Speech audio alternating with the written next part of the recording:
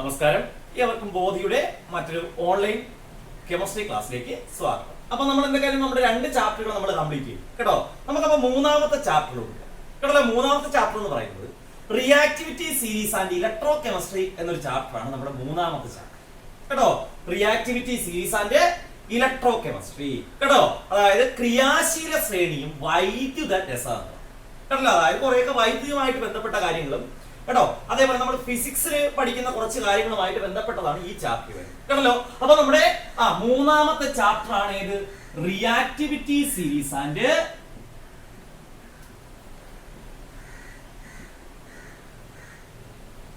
Electro chemistry. Okay, അപ്പൊ നമുക്ക് എന്ത് ചെയ്യാം? ഇതിന്റെ അകത്ത് നമ്മൾ ഏറ്റവും ആദ്യം പറയുന്ന കാര്യം എന്ന് പറഞ്ഞാൽ നമ്മൾ 8ാം ക്ലാസ്സിൽ പഠിച്ച കുറച്ച് കാര്യം കേട്ടോ. അതായത് ഒരു മെറ്റൽ, ആ മെറ്റലിന്റെ സ്വഭാവങ്ങൾ എന്തൊക്കെയാണ് നമ്മൾ 8ാം ക്ലാസ്സിൽ പഠിച്ചിട്ടുണ്ട് അല്ലേ. ഇപ്പൊ ഒരു മെറ്റൽ എടുത്തു കഴിഞ്ഞാൽ അതിനുള്ള പ്രധാനപ്പെട്ട സ്വഭാവങ്ങളാണ് ഒന്ന് ഹാർഡ്നെസ് അല്ലെങ്കിൽ കാഠിന്യം അല്ലെ, കഠിനതയുണ്ട്, കട്ടിക അല്ലെ. 2 സൊണോരിറ്റി, ഏതെങ്കിലും അല്ല ഹാർഡ് ആയിട്ടുള്ള സർഫസ് അല്ലെങ്കിൽ പ്രതലത്തിൽ തട്ടിക്കഴിഞ്ഞാൽ അതിൽ നിന്ന് എന്ത് കേൾക്കും? സൗണ്ട് പ്രൊഡ്യൂസ് ചെയ്യും അല്ലെ. പിന്നെ ഉള്ളതെന്ന് പറഞ്ഞാൽ മാല്യബിലിറ്റി അല്ലെ. ഒരു ലോഹത്തിന് നമുക്ക് അടിച്ചു പരത്തി എന്താക്കാൻ പറ്റും? തകിട് പോലെ ആക്കാൻ പറ്റും അല്ലെ. ആ സ്വഭാവമാണ് ഇത് മാല്യബിലിറ്റി. പിന്നെ ഉള്ളത് ഡക്റ്റിലിറ്റി അല്ലെ. ഒരു ലോഹത്തെ നമുക്ക് വലിച്ചു നീട്ടി എന്തുപോലെ ആക്കാം? ചെറിയ നൂലുകൾ പോലെ ആക്കാം. അതാണ് ഇത് ഡക്റ്റിലിറ്റി അല്ലെ. ഇതെല്ലാം നമ്മൾ ഏത് ക്ലാസ്സിൽ പഠിച്ചതാണ്? 8ാം ക്ലാസ്സിൽ പഠിച്ചതാണ് അല്ലെ. നമ്മൾ 8ാം ക്ലാസ്സിൽ മെറ്റൽസ് എന്നൊരു ചാപ്റ്റർ പ്രത്യേകം പഠിച്ചിട്ടുണ്ട്. ലോഹങ്ങൾ എന്ന് പറയുന്ന ഒരു ചാപ്റ്റർ നമ്മൾ പ്രത്യേകം പഠിച്ചിട്ടുണ്ട്. അതിന്റെ അകത്താണ് ഈ കാര്യങ്ങളെല്ലാം നമ്മൾ പഠിച്ചിട്ടുള്ളത്. അത് ക്ലിയർ ആണല്ലോ. ഓക്കെ, അപ്പൊ ഇനി നമ്മൾ ഈ 10ാം ക്ലാസ്സിൽ നമ്മൾ പറയുന്ന കാര്യം എന്ന് പറഞ്ഞാൽ ഈ ലോഹങ്ങൾ എങ്ങനെയൊക്കെ പ്രവർത്തിക്കും കേട്ടോ. ലോഹങ്ങളുടെ പ്രവർത്തന ശേഷി എങ്ങനെയാണ്? ഓക്കെ അല്ലേ. ഇപ്പൊ ലോഹങ്ങൾ എങ്ങനെയൊക്കെ പ്രവർത്തിക്കാം, ലോഹങ്ങൾ ആരുമായൊക്കെ പ്രവർത്തിക്കാം, ഒരു ലോഹത്തിന്റെ പ്രവർത്തനത്തിന്റെ തീവ്രത എങ്ങനെയാണ്, ഈ കാര്യങ്ങളെല്ലാം നമ്മൾ എവിടെ പഠിക്കും? ഈ reactivity series and electro chemistry എന്നുള്ള ചാപ്റ്റർ കേട്ടോ. ഇതിനകത്ത് ആദ്യം പറഞ്ഞിരിക്കുന്ന കാര്യം എന്ന് പറഞ്ഞു കഴിഞ്ഞാൽ ഒരു ലോഹം കേട്ടോ, അതായത് ഒരു മെറ്റൽ എയറുമായിട്ടും വാട്ടറുമായിട്ടും ആസിഡുമായിട്ടും റിയാക്ട് ചെയ്യുന്ന കാര്യങ്ങളാണ് നമ്മൾ ഈ ചാപ്റ്ററിൽ ആദ്യം പഠിക്കുന്നത്. ഓക്കെ ആണല്ലോ. അപ്പൊ നമ്മൾ ഏറ്റവും ആദ്യം പറയുന്നത് reaction of metal with water. ഏതുമായിട്ട്? ജലവുമായിട്ട്. ഏതിന്റെ റിയാക്ഷൻ? ഒരു മെറ്റൽ റിയാക്ട് ചെയ്യുകയാണെങ്കിൽ അതിന്റെ റിയാക്ഷൻ എങ്ങനെയായിരിക്കും എന്നുള്ള കാര്യമാണ് നമ്മൾ ആദ്യം പറയുന്നത്. ക്ലിയർ ആയില്ലേ? ആണല്ലോ. അപ്പൊ നമ്മൾ ഇതിന്റെ അകത്ത് റിയാക്ടിവിറ്റി സീരീസിൽ എത്തുന്നതിന് മുമ്പ് കുറച്ചൊരു പോർഷൻസ് ഉണ്ട് കേട്ടോ. അതാണ് നമ്മൾ ആദ്യം പറയുന്നത്, metals with water, the reaction of metal with water ആണല്ലോ. ഇപ്പൊ നമ്മൾ ഞാനൊരു 3 മെറ്റൽസ് എടുക്കും.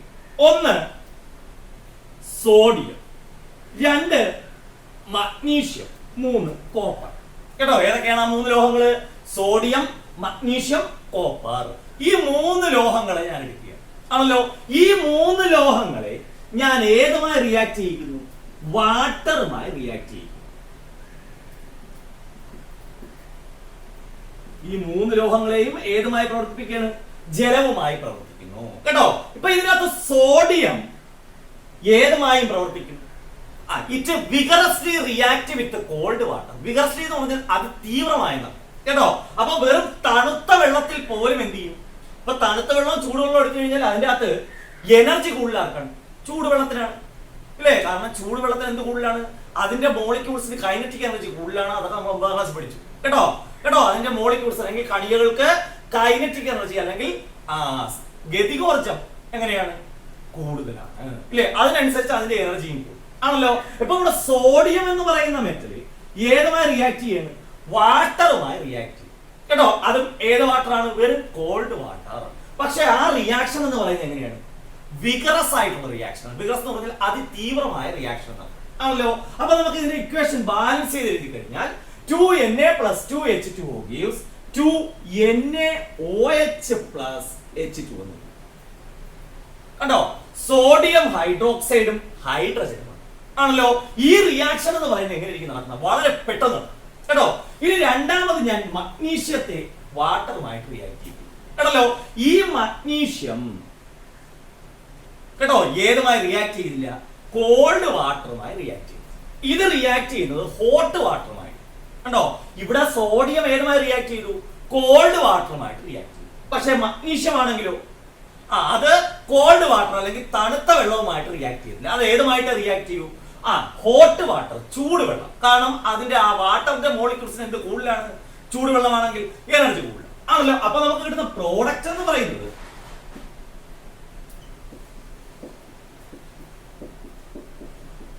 ഇതാണ്. നമുക്ക് കിട്ടുന്ന product MgOH toys plus H2. Clear ആയോ? ക്ലിയർ ആയില്ലേ? അപ്പോ മഗ്നീഷ്യം വാട്ടറുമായി അല്ലെങ്കിൽ ജലവുമായി പ്രവർത്തിക്കുമ്പോൾ നമുക്ക് കിട്ടുന്നത് മഗ്നീഷ്യം ഹൈഡ്രോക്സൈഡും ഹൈഡ്രജനും ആണല്ലോ. ഇനി നമ്മൾ വേറൊരാളുടെ കാര്യമുള്ളത് കോപ്പർ അല്ലേ? ഈ കോപ്പർ ആരുമായി റിയാക്ട് ചെയ്യുന്നത്? വാട്ടറുമായിട്ട്. ഇപ്പൊ ഹോട്ട് വാട്ടർ ആണെങ്കിലും കോൾഡ് വാട്ടർ ആണെങ്കിലും റിയാക്ട് ചെയ്യുന്നത് വളരെ പതുക്കെ. ക്ലിയർ ആയോ? ഇല്ലേ? ആദ്യം ഏറ്റവും ഭയങ്കരമായിട്ട് റിയാക്ട് ചെയ്താലാണ് സോഡിയമാണ്. ഇയാൾ എന്ത് ചെയ്തു? തണുത്ത വെള്ളത്തിനോട് തന്നെ ഭയങ്കരമായിട്ട് വിഗറസ് ആയിട്ട് റിയാക്ട് ചെയ്തു അല്ലേ? മഗ്നീഷ്യം ആണെങ്കിലും തണുത്ത വെള്ളവുമായിട്ട് റിയാക്ട് ചെയ്യുന്നില്ല. ആരുമായിട്ട് റിയാക്ട് ചെയ്യുന്നുള്ളൂ? ഹോട്ട് വാട്ടർ, ചൂടുവെള്ളവുമായിട്ട് റിയാക്ട് ചെയ്യും അല്ലേ? കാരണം സോഡിയത്തിന്റെ അത്രയും റിയാക്ഷൻ ചെയ്യാനുള്ള കഴിവ് ആർക്കില്ല? മഗ്നീഷ്യത്തിനില്ല. ക്ലിയർ ആയില്ലേ? ആണല്ലോ. ഇനി മഗ്നീഷ്യത്തിനെ കാട്ടിയും കുറവാണ് ആർക്ക്? കോപ്പർ. കോപ്പർ വാട്ടറുമായിട്ട് റിയാക്ട് ചെയ്ത് വരാൻ വേണ്ടി ചിലപ്പോൾ പിന്നെ 1 കൊല്ലോ 2 കൊല്ലോ കഴിയും. എന്താ കാര്യം? കാരണം കോപ്പറിന് വാട്ടറുമായിട്ടുള്ള റിയാക്ഷൻ എന്ന് പറയുന്നത് എങ്ങനെയാണ്? വളരെ സാവധാനം. ക്ലിയർ ആയോ? അത്രയും കാര്യങ്ങള് അല്ലേ? സോഡിയം ഏതുമായിട്ട്? കോൾഡ് വാട്ടർ, തണുത്ത ജലവുമായിട്ട് വിഗറസ് ആയിട്ട് റിയാക്ട് ചെയ്യും. നമുക്ക് കിട്ടുന്ന സോഡിയം ഹൈഡ്രോക്സൈഡും ഹൈഡ്രജനും. ഓക്കെ ആണല്ലോ. അടുത്ത മഗ്നീഷ്യം. മഗ്നീഷ്യം ഹോട്ട് വാട്ടറുമായിട്ട് റിയാക്ട് ചെയ്യും. നമുക്ക് കിട്ടുന്ന മഗ്നീഷ്യം ഹൈഡ്രോക്സൈഡും ഹൈഡ്രജൻ ആണല്ലോ ഇല്ലേ? പക്ഷെ ഇവിടെ റിയാക്ടിവിറ്റി വെച്ച് നോക്കിയേ, ഏറ്റവും ഭയങ്കരമായിട്ട് റിയാക്ട് ചെയ്യുന്ന ആളാണ് സോഡിയമാണ് ഇല്ലേ? ഇനി ഇവിടെ കോമൺ ആയിട്ടുള്ള ഒരു കാര്യമുണ്ട്, അത് പഠിച്ചോളണം. ഏതൊരു മെറ്റലും വാട്ടറുമായി റിയാക്ട് ചെയ്യുന്ന മെറ്റൽ ആണെങ്കിൽ കേട്ടോ, വാട്ടറുമായി റിയാക്ട് ചെയ്യുന്ന മെറ്റൽ ആണെങ്കിൽ അവിടെ പ്രൊഡ്യൂസ് ചെയ്യുന്ന ഗ്യാസ് എപ്പോഴും ഏതായിരിക്കും? ഹൈഡ്രജൻ ആയിരിക്കും. ആ ഒരു കാര്യത്തിൽ ഒരു മാറ്റം കേട്ടോ. ഏതൊരു മെറ്റലും ഏതുമായി റിയാക്ട് ചെയ്താൽ വാട്ടറുമായി റിയാക്ട് ചെയ്യുന്ന ഒരു മെറ്റൽ ആണെങ്കിൽ അവിടെ പ്രൊഡ്യൂസ് ചെയ്യുന്ന ഗ്യാസ് എന്ന് പറയുന്നത് ഏതായിരിക്കും? ഹൈഡ്രജൻ. അത് കോമൺ ആയിട്ടുള്ള കാര്യം കേട്ടോ. ഇതിന്റെ അകത്ത് ഏറ്റവും റിയാക്ടിവിറ്റി കുറഞ്ഞ ആളാരാ? കോപ്പർ ആണല്ലോ. ഓക്കെ അല്ലേ? അപ്പൊ ഏറ്റവും റിയാക്ടിവിറ്റി കുറഞ്ഞ ആള് കോപ്പറാണ്. കോപ്പർ വളരെ പതുക്കെ മാത്രമേ എന്ത് ചെയ്യൂ? റിയാക്ട്. ഓക്കെ അല്ലേ? ഇത്രയും കാര്യങ്ങൾ ഓക്കെ. അപ്പൊ നമ്മള് ഇപ്പൊ പറഞ്ഞത് ഏതുമായിട്ടുള്ളതാ? വാട്ടറുമായിട്ടുള്ള റിയാക്ഷൻ ആണ് പറഞ്ഞത് ഇല്ലേ? അതിനകത്ത് ഏറ്റവും കൂടുതൽ റിയാക്ട് ചെയ്യുന്നത് സോഡിയമാണ് ഇല്ലേ? അത് കഴിഞ്ഞാൽ മഗ്നീഷ്യമാണ്. ഇതിനകത്ത് വളരെ കുറവാർക്കാണ്? കോപ്പറിന്. അപ്പൊ വാട്ടറുമായിട്ടുള്ള റിയാക്ഷൻ ഏകദേശം മനസ്സിലായില്ലേ? ഇനി നമുക്ക് എയറുമായിട്ടുള്ള റിയാക്ഷൻ നോക്കാം. ആരാണ്? ഈ മെറ്റൽസ്, ചില മെറ്റൽസ് ഏതുമായിട്ട് റിയാക്ട് ചെയ്യാണ്? എയറുമായിട്ട്. അതായത് ഓക്സിജൻ, കാർബൺ ഡൈ ഓക്സൈഡ് ഇതേപോലുള്ള എയറുമായിട്ട് റിയാക്ട് ചെയ്യുമ്പോൾ എന്താണ് വ്യത്യാസം എന്ന് നമുക്ക് നോക്കാം. Okay okay. അപ്പൊ നമ്മൾ ഇനി അടുത്ത പറയാൻ പോകുന്നത് ഒരു മെറ്റൽ എയർ അല്ലെങ്കിൽ വായുവുമായിട്ട് പ്രവർത്തിച്ചാൽ എന്ത് സംഭവിക്കും കേട്ടോ. അപ്പൊ നമ്മൾ ആദ്യം ഇതിനകത്ത് പഠിക്കാനുള്ളതെന്ന് പറഞ്ഞാൽ മെറ്റാലിക് ലസ്റ്റർ എന്ന് പറയുന്ന ഒരു പ്രോപ്പർട്ടി നമ്മൾ 8ാം ക്ലാസ്സിൽ പഠിച്ചിട്ടുള്ള ഒരു പ്രോപ്പർട്ടിയാണ് ലോഹദ്യുതി എന്ന് വിളിക്കും. എന്താ ലോഹദ്യുതി? Newly formed surface of a metal will shine കേട്ടോ. പുതുതായി രൂപം കൊള്ളുന്ന ഒരു മെറ്റലിന്റെ പ്രതലം എന്ത് ചെയ്യും? തിളങ്ങും ഇല്ലേ? ആണല്ലോ. ആ ഒരു പ്രത്യേകതയെ നമ്മൾ വിളിക്കുന്ന പേരാണെന്ത്? മെറ്റാലിക് ലസ്റ്റർ കേട്ടോ. ഇപ്പൊ ഒരു സോഡിയത്തിന്റെയും മഗ്നീഷ്യത്തിന്റെയും കേട്ടോ, സോഡിയത്തിന്റെ ഒരു പീസും മഗ്നീഷ്യത്തിന്റെ ഒരു റിബൺ എടുക്കുക കേട്ടോ. രണ്ടിനെയും കട്ട് ചെയ്യുക. ക്ലിയർ ആണല്ലോ. സോഡിയത്തിന്റെ ഒരു പീസ്, സോഡിയം നമുക്ക് കഷ്ണങ്ങളായിട്ടാണ് കിട്ടുന്നത് കേട്ടോ. പക്ഷെ മഗ്നീഷ്യം ആണെങ്കിൽ റിബൺ ആയിട്ടാണ് കിട്ടുന്നത് ആണല്ലോ. അപ്പൊ ഞാൻ സോഡിയത്തിന്റെയും മഗ്നീഷ്യത്തിന്റെയും എന്തെടുത്തു? ഓരോ ഒന്ന് മഗ്നീഷ്യത്തിന്റെ റോഡും എടുത്തു, സോഡിയത്തിന്റെ റിബൺ, മഗ്നീഷ്യത്തിന്റെ റിബണും എടുത്തു, സോഡിയത്തിന്റെ പീസും എടുത്തു. ക്ലിയർ ആയല്ലോ ഇല്ലേ? അപ്പൊ അവിടെ ഞാൻ ഇതിനെ കട്ട് ചെയ്തു. കട്ട് ചെയ്യുമ്പോൾ അതിന് പുതിയൊരു സർഫസ് ഉണ്ടാവില്ലേ? കട്ട് ചെയ്യുന്ന സർഫസ് അത് ആദ്യം എന്ത് ചെയ്യും? തിളങ്ങും ഇല്ലേ? ആ പ്രോപ്പർട്ടിയെ നമ്മൾ വിളിക്കുന്ന പേരെന്താ? ലോഹദ്യുതി അല്ലെങ്കിൽ മെറ്റാലിക് ലസ്റ്റർ ആണല്ലോ. കുറച്ചു നേരം ഞാൻ ഇതിനെ എയറിൽ എക്സ്പോസ് ചെയ്ത് വെച്ചാൽ എന്ത് പറ്റും? എയറിൽ ഞാൻ ഇതിനെ എന്ത് ചെയ്ത് വെച്ചേക്കാണ്? എക്സ്പോസ് ചെയ്ത് വെച്ചേക്കും കേട്ടോ. കുറച്ച് പിന്നെ സോഡിയം ആണെങ്കിൽ കുറച്ച് സമയം കഴിയുമ്പോഴേ എന്ത് ചെയ്യും? അതിന്റെ ആ പുതുതായിട്ട് രൂപം കൊണ്ട സർഫസ് പെട്ടെന്ന് അങ്ങ് മങ്ങിപ്പോകും, ഫെയ്ഡ് ആയി കേട്ടോ. മഗ്നീഷ്യം ആണെങ്കിൽ കുറച്ച് ദിവസമൊക്കെ ഇരിക്കും കേട്ടോ. ഒരു 3-4 ദിവസം കഴിയുമ്പോൾ മഗ്നീഷ്യത്തിന്റെ ഏതും ആ പുതുതായിട്ട് രൂപം കൊണ്ട സർഫസ് എന്തായി പോകും? ഫെയ്ഡ് ആയി പോകും. എങ്ങനെയായിരുന്നു ഫെയ്ഡ് ആയി പോണത്? എന്താ അതിന് കാര്യം? അതിന്റെ കാര്യം നമ്മൾ ഓൾറെഡി പഠിച്ചതാണ് കേട്ടോ. നമ്മൾ 8ാം ക്ലാസ്സിൽ പഠിച്ചത് ഇങ്ങനെയാണ്. When a metal is exposed to air. ഒരു മെറ്റൽ അല്ലെങ്കിൽ ലോഹത്തിനെ എവിടെ പിന്നെ തുറന്നു വെച്ച് കഴിഞ്ഞാൽ വായുവിൽ തുറന്നു വെച്ച് കഴിഞ്ഞാൽ it react with different components of air. ഇതെന്ത് ചെയ്യും? എയറിലുള്ള പല ഘടകങ്ങളുമായി രാസപ്രവർത്തനത്തിൽ ഏർപ്പെടും. അതിന്റെ ഫലമായിട്ട് the metallic lustre will lost. അല്ലേ? അതിന്റെ ലോഹദ്യുതി സ്വഭാവം നഷ്ടപ്പെടും. ഇങ്ങനെ നമ്മൾ 8ാം ക്ലാസ്സിൽ പഠിച്ചിട്ടുണ്ട് ആണല്ലോ. ഇനി നമ്മൾ അതിന്റെ ഡീറ്റെയിൽസ് ആയിട്ട് കാര്യത്തിലേക്ക് പോകും. ഇപ്പൊ മഗ്നീഷ്യം ആണ് ഞാൻ എടുത്തു വച്ചിരിക്കുന്നത് വെച്ചോ. ഇല്ലേ? മഗ്നീഷ്യത്തെ ഞാൻ എവിടെ തുറന്നു വെച്ചേക്കാണ്? ഒന്ന് കട്ട് ചെയ്തിട്ട് ഞാൻ എവിടെ വെച്ചേക്കാണ്? എയറിൽ എക്സ്പോസ് ചെയ്ത് വെച്ചേക്കും. ഇല്ലേ? അത് അന്തരീക്ഷ വായുവിലുള്ള ഓക്സിജനുമായി റിയാക്ട് ചെയ്യും. ക്ലിയർ ആയോ? അന്തരീക്ഷ വായുവിലുള്ള ഓക്സിജനുമായി റിയാക്ട് ചെയ്യും. അതിന്റെ ഫലമായിട്ട് അവിടെ എന്ത് ഫോം ചെയ്യും? മഗ്നീഷ്യം ഓക്സൈഡ് ഫോം ചെയ്യും. ഇല്ലേ?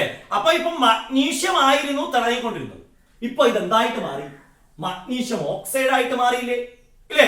മഗ്നീഷ്യം ഓക്സൈഡ് എന്ന് പറയുന്നത് ഈ മഗ്നീഷ്യത്തിന്റെ മുകളിൽ ഒന്നും കവറാം. അല്ലേ? അപ്പൊ അതിന്റെ ഏത് പ്രോപ്പർട്ടി അങ്ങ് പോകും? മെറ്റാലിക് ലസ്റ്റർ അല്ലെങ്കിൽ ലോഹദ്യുതി എന്ന സ്വഭാവം അങ്ങ് നഷ്ടപ്പെടും കേട്ടല്ലോ. അപ്പൊ നമ്മളിവിടെ രണ്ടുപേരുടെ കാര്യമാണ് പറഞ്ഞത്, സോഡിയത്തിന്റെയും മഗ്നീഷ്യത്തിന്റെയും കേട്ടോ. സോഡിയത്തിനാണെങ്കിൽ പെട്ടെന്ന് എന്ത് ചെയ്യും? ഇതിന്റെ തിളക്കം കുറയും.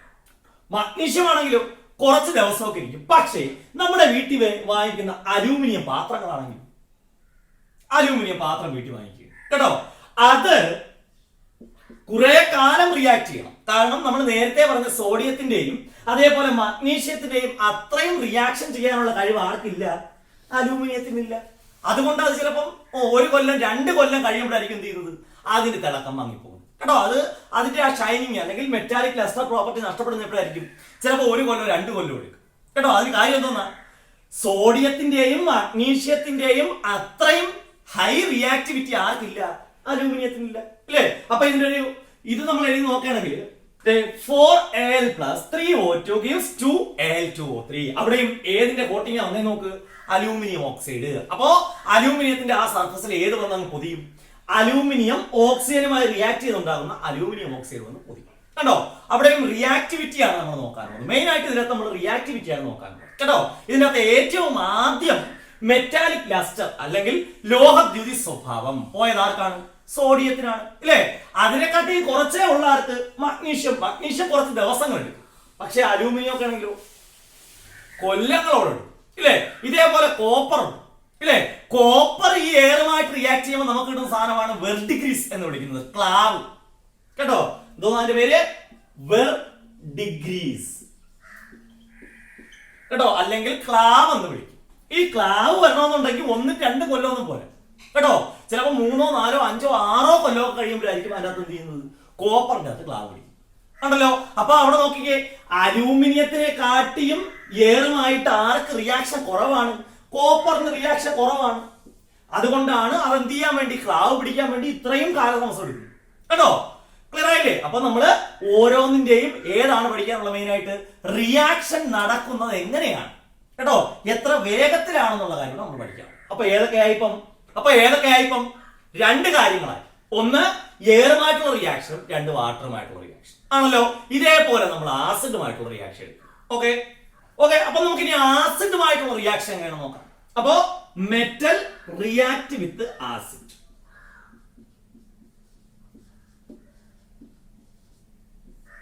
ഓക്കെ അല്ലേ? ഞാനിപ്പോ 3 മെറ്റൽസ് എടുക്കും കേട്ടോ. ഒന്ന് മഗ്നീഷ്യം. ഓക്കെ, 3 മെറ്റൽസ് എടുക്കണം നോക്കിക്കോണം. ഒന്ന് ഏതാ? മഗ്നീഷ്യം. 2 അയൺ. ക്ലിയർ ആയില്ലേ? മഗ്നീഷ്യവും അയൺ കേട്ടോ. മൂന്നാമത്തത് നമ്മൾ ആഭരണമായിട്ട് ഉപയോഗിക്കുന്ന ഗോൾഡ്. ഈ 3നെയും ഞാൻ എടുത്ത് എവിടെ ഇടുന്നു? ഒരു ആസിഡ്, മെയിൻ ആയിട്ട് നമുക്ക് HCl എടുക്കാം കേട്ടോ. ഹൈഡ്രോക്ലോറിക് ആസിഡിന്റെ അകത്തേക്ക് ഇടും ആണല്ലോ. അപ്പൊ ഇവിടെ മഗ്നീഷ്യം ഏതുമായി റിയാക്ട് ചെയ്യും? ഹൈഡ്രോക്ലോറിക് ആസിഡുമായിട്ട് റിയാക്ട് ചെയ്യും. അവിടെ ഉണ്ടാകുന്ന പ്രോഡക്റ്റ് എന്ന് പറയുന്നത് MgCl2 പ്ലസ് H2. അവിടെ റിലീസ് ആവുന്ന ഗ്യാസ് ഏതാ? ഹൈഡ്രജൻ കേട്ടോ. ഇനി ഞാൻ ഫെറം, അതിനെയും ഹൈഡ്രോക്ലോറിക് ആസിഡുമായിട്ട് റിയാക്ട് ചെയ്യിക്കുന്നു. എനിക്ക് അവിടെയും കിട്ടും FeCl2 പ്ലസ് H2. പക്ഷേ നമ്മൾ സ്വർണമായിട്ട് ഉപയോഗിക്കുന്ന ഗോൾഡ് ഇല്ലേ, അതിനൊരു പ്രത്യേകതയുണ്ട് ഇല്ലേ. നമ്മുടെ കയ്യിലാണല്ലോ ഈ ഗോൾഡ് കിടക്കുന്നത് ഇല്ലേ. നമ്മൾ ഈ സാധനം കൊണ്ട് ആസിഡ് തൊട്ടാലും കേട്ടോ, അല്ലെങ്കിൽ നമ്മൾ വാട്ടറിൽ തൊട്ടാലും എയറുമായിട്ട് കോണ്ടാക്ട് വന്നാലും ഇതിന് വല്ല വ്യത്യാസം ഉണ്ടാവുമോ? ഇല്ലല്ലോ ഇല്ലേ, ഇല്ലല്ലോ. ഇപ്പം എന്റെ കയ്യിലിരിക്കുന്നത് എന്താണ്? ഇതൊരു ഗോൾഡ് ആണ് ഇല്ലേ. ഈ ഒരു സാധനം എത്ര കൊല്ലം എന്റെ കയ്യിൽ കിടന്നാലും ഇതിന് അതേ തിളക്കം കാണും. എന്താ അതിന് കാര്യം? ഈ പറഞ്ഞ മെറ്റൽസിനെ എല്ലാത്തിനെയും കാട്ടി എവരുമായിട്ട്, അതായത് വാട്ടറുമായിട്ടാണെങ്കിലും എയറുമായിട്ടാണെങ്കിലും ആസിഡുമായിട്ടാണെങ്കിലും റിയാക്ഷൻ ഏറ്റവും കുറച്ച് കാണിക്കുന്നവരാണ് ഈ ഗോൾഡും സിൽവറും. ക്ലിയർ ആയോ ഇല്ലേ? ഇവിടെ റിയാക്ഷൻ നടന്നു. മഗ്നീഷ്യം ഹൈഡ്രോക്ലോറിക് ആസിഡുമായി പ്രവർത്തിച്ചു. നമുക്ക് ഏതൊക്കെ കിട്ടി? മഗ്നീഷ്യം ക്ലോറൈഡും ഹൈഡ്രജനും കിട്ടി. അവിടെയും ഉണ്ടാവുന്ന ഗ്യാസ് നോക്കിക്കോണം. ഏതാ? വാട്ടറിൽ ഉണ്ടാകുന്ന സെയിം ഗ്യാസ് ആണ് ഉണ്ടാകുന്നത്. ഏതാണ്? ഹൈഡ്രജൻ കേട്ടോ. അടുത്തത് Fe+2HCl. അവിടെയും നമുക്ക് എന്ത് കിട്ടി? FeCl2+H2. പക്ഷേ ആര് റിയാക്ട് ചെയ്യത്തില്ല? ആര്? ഗോൾഡ് എന്ത് ചെയ്യാറില്ല? എയറുമായിട്ടോ വാട്ടറുമായിട്ടോ അല്ലെങ്കിൽ ഇപ്പൊ നമ്മൾ പറഞ്ഞ ആസിഡുമായിട്ടോ എന്ത് ചെയ്യാറില്ല? റിയാക്ട് ചെയ്യാറില്ല അല്ലേ. അതായത് ഈ പറഞ്ഞ എല്ലാരെ കാട്ടിയും റിയാക്ഷൻ കുറഞ്ഞ ആളാണ് ആര്? ഈ ഗോൾഡ് എന്ന് പറയുന്നത് കണ്ടോ. അപ്പൊ നമ്മൾ ഓരോ സ്ഥലത്തും എടുക്കുമ്പോൾ നോക്കിക്കോണം കേട്ടോ. എല്ലായിടത്തും മെറ്റൽസിനെല്ലാം റിയാക്ഷൻ ഒരേപോലെയാണ് അതല്ലോ. ഇപ്പൊ സോഡിയം എടുക്കും. സോഡിയം വളരെ പെട്ടെന്ന് എയറുമായിട്ട് റിയാക്ട് ചെയ്യും കേട്ടോ. അതിന്റെ കാര്യവും നമ്മൾ പഠിച്ചിട്ടുള്ളതാണ് 8ാം ക്ലാസ്സിൽ. Why sodium is kept in kerosene. Sodium എന്ന് പറയുന്ന ലോഹത്തെ നമ്മൾ എവിടെ സൂക്ഷിക്കും? മണ്ണെണ്ണയിൽ സൂക്ഷിക്കുന്നതിന് കാര്യം എന്താ കാര്യം? ഇതിന് നമ്മൾ വെളിയിൽ എക്സ്പോസ് ചെയ്ത് കഴിഞ്ഞാൽ ഇത് എയറുമായിട്ടും വാട്ടറുമായിട്ടും റിയാക്ട് ചെയ്യും കേട്ടോ. അതുകൊണ്ട് നമ്മൾ ഇതിനെ എവിടെ കൊണ്ട് സൂക്ഷിക്കേണ്ടി വരും?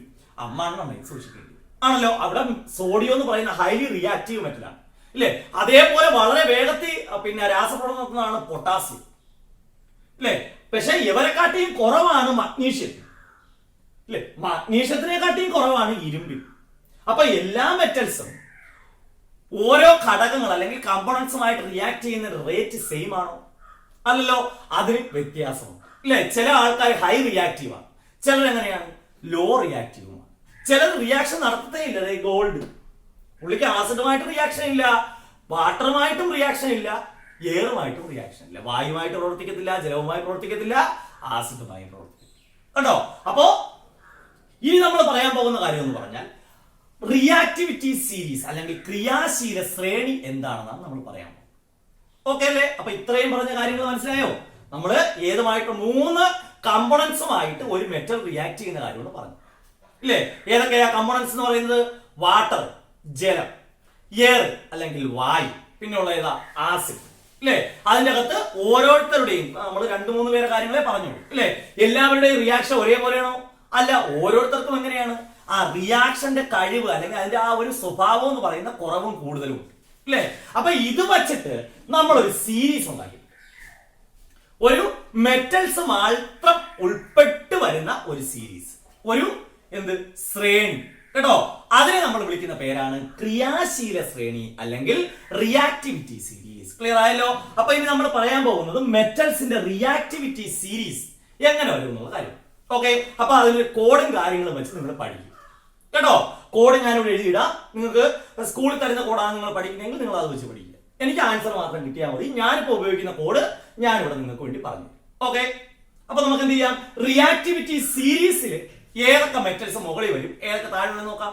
ഓക്കെ, അപ്പൊ റിയാക്ടിവിറ്റി സീരീസ് പറയുമ്പോൾ നമ്മൾ പറയുന്നതെന്ന് പറഞ്ഞാൽ റിയാക്ടിവിറ്റി കൂടിയ മെറ്റൽ അല്ലെങ്കിൽ ക്രിയാശീലം, അതായത് രാസപ്രവർത്തന ശേഷി, അതാണ് ക്രിയാശീലം എന്ന് വിളിക്കുന്നത് കേട്ടോ. എബിലിറ്റി ടു റിയാക്ട്, അത് കൂടിയ ക്രമത്തിൽ നിന്നും കുറഞ്ഞ ക്രമത്തിലേക്കാണ് നമ്മൾ എന്ത് എഴുതുന്നത്? റിയാക്ടിവിറ്റി സീരീസ് എഴുതുന്നത്. ഓക്കെ ആണോ? അപ്പൊ നമുക്ക് എന്ത് ചെയ്യാം? റിയാക്ടിവിറ്റി സീരീസിലേക്ക് പോവാം. ഇത്രയും കാര്യങ്ങളെല്ലാം ക്ലിയർ ആയെന്ന് വിശ്വസിക്കുന്നു. നമുക്ക് നേരെ എന്ത് ചെയ്യാം? റിയാക്ടിവിറ്റി സീരീസിലേക്ക്. ഓക്കെ, അപ്പൊ റിയാക്ടിവിറ്റി സീരീസ് പഠിക്കുമ്പോൾ നമ്മൾ ശ്രദ്ധിക്കാനുള്ള കാര്യം എന്ന് പറഞ്ഞാൽ, ഞാൻ പറയുന്ന കോഡിൽ ചിലപ്പോൾ 1-2 എലമെന്റ്സ് എന്ത് ചെയ്യും? എക്സ്ട്രാ കാണും കേട്ടോ. നമ്മൾ ടെക്സ്റ്റ് കൊടുത്തിട്ടില്ലാത്ത ചില എലമെന്റുകൾ എക്സ്ട്രാ കാണും കേട്ടല്ലോ. അപ്പൊ ഞാൻ ആദ്യം ആ എലമെന്റ്സിന്റെ ക്രമം പറയും, റിയാക്ടിവിറ്റി കൂടിയതിൽ നിന്നും കുറഞ്ഞതിലേക്ക് കേട്ടോ. എന്നിട്ട് അവസാനം എന്ത് ചെയ്യാം? നമുക്ക് ആ കോഡിലേക്ക് എത്താം കേട്ടല്ലോ. അപ്പൊ റിയാക്ടിവിറ്റി ഏറ്റവും കൂടിയ മെറ്റൽ എന്ന് പറയുന്നത്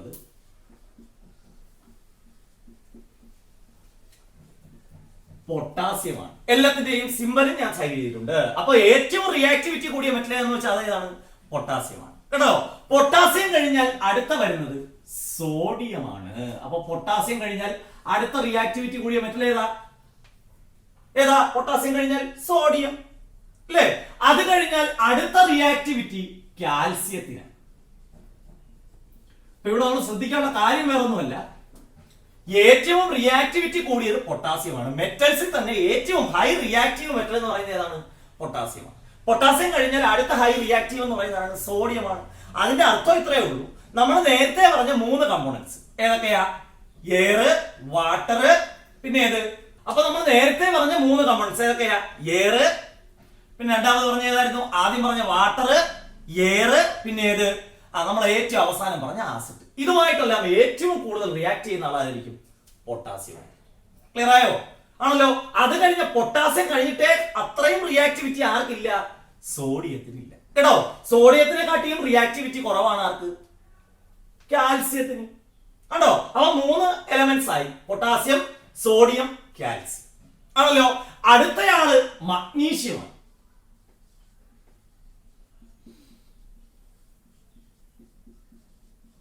മഗ്നീഷ്യം കഴിഞ്ഞാൽ അടുത്ത വരുന്നത് അലൂമിനിയം.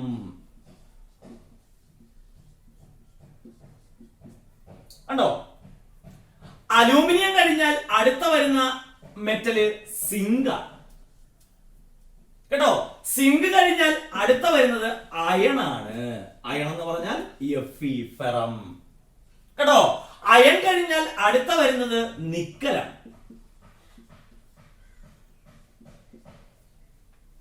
കണ്ടോ? ക്ലിയർ ആയോ?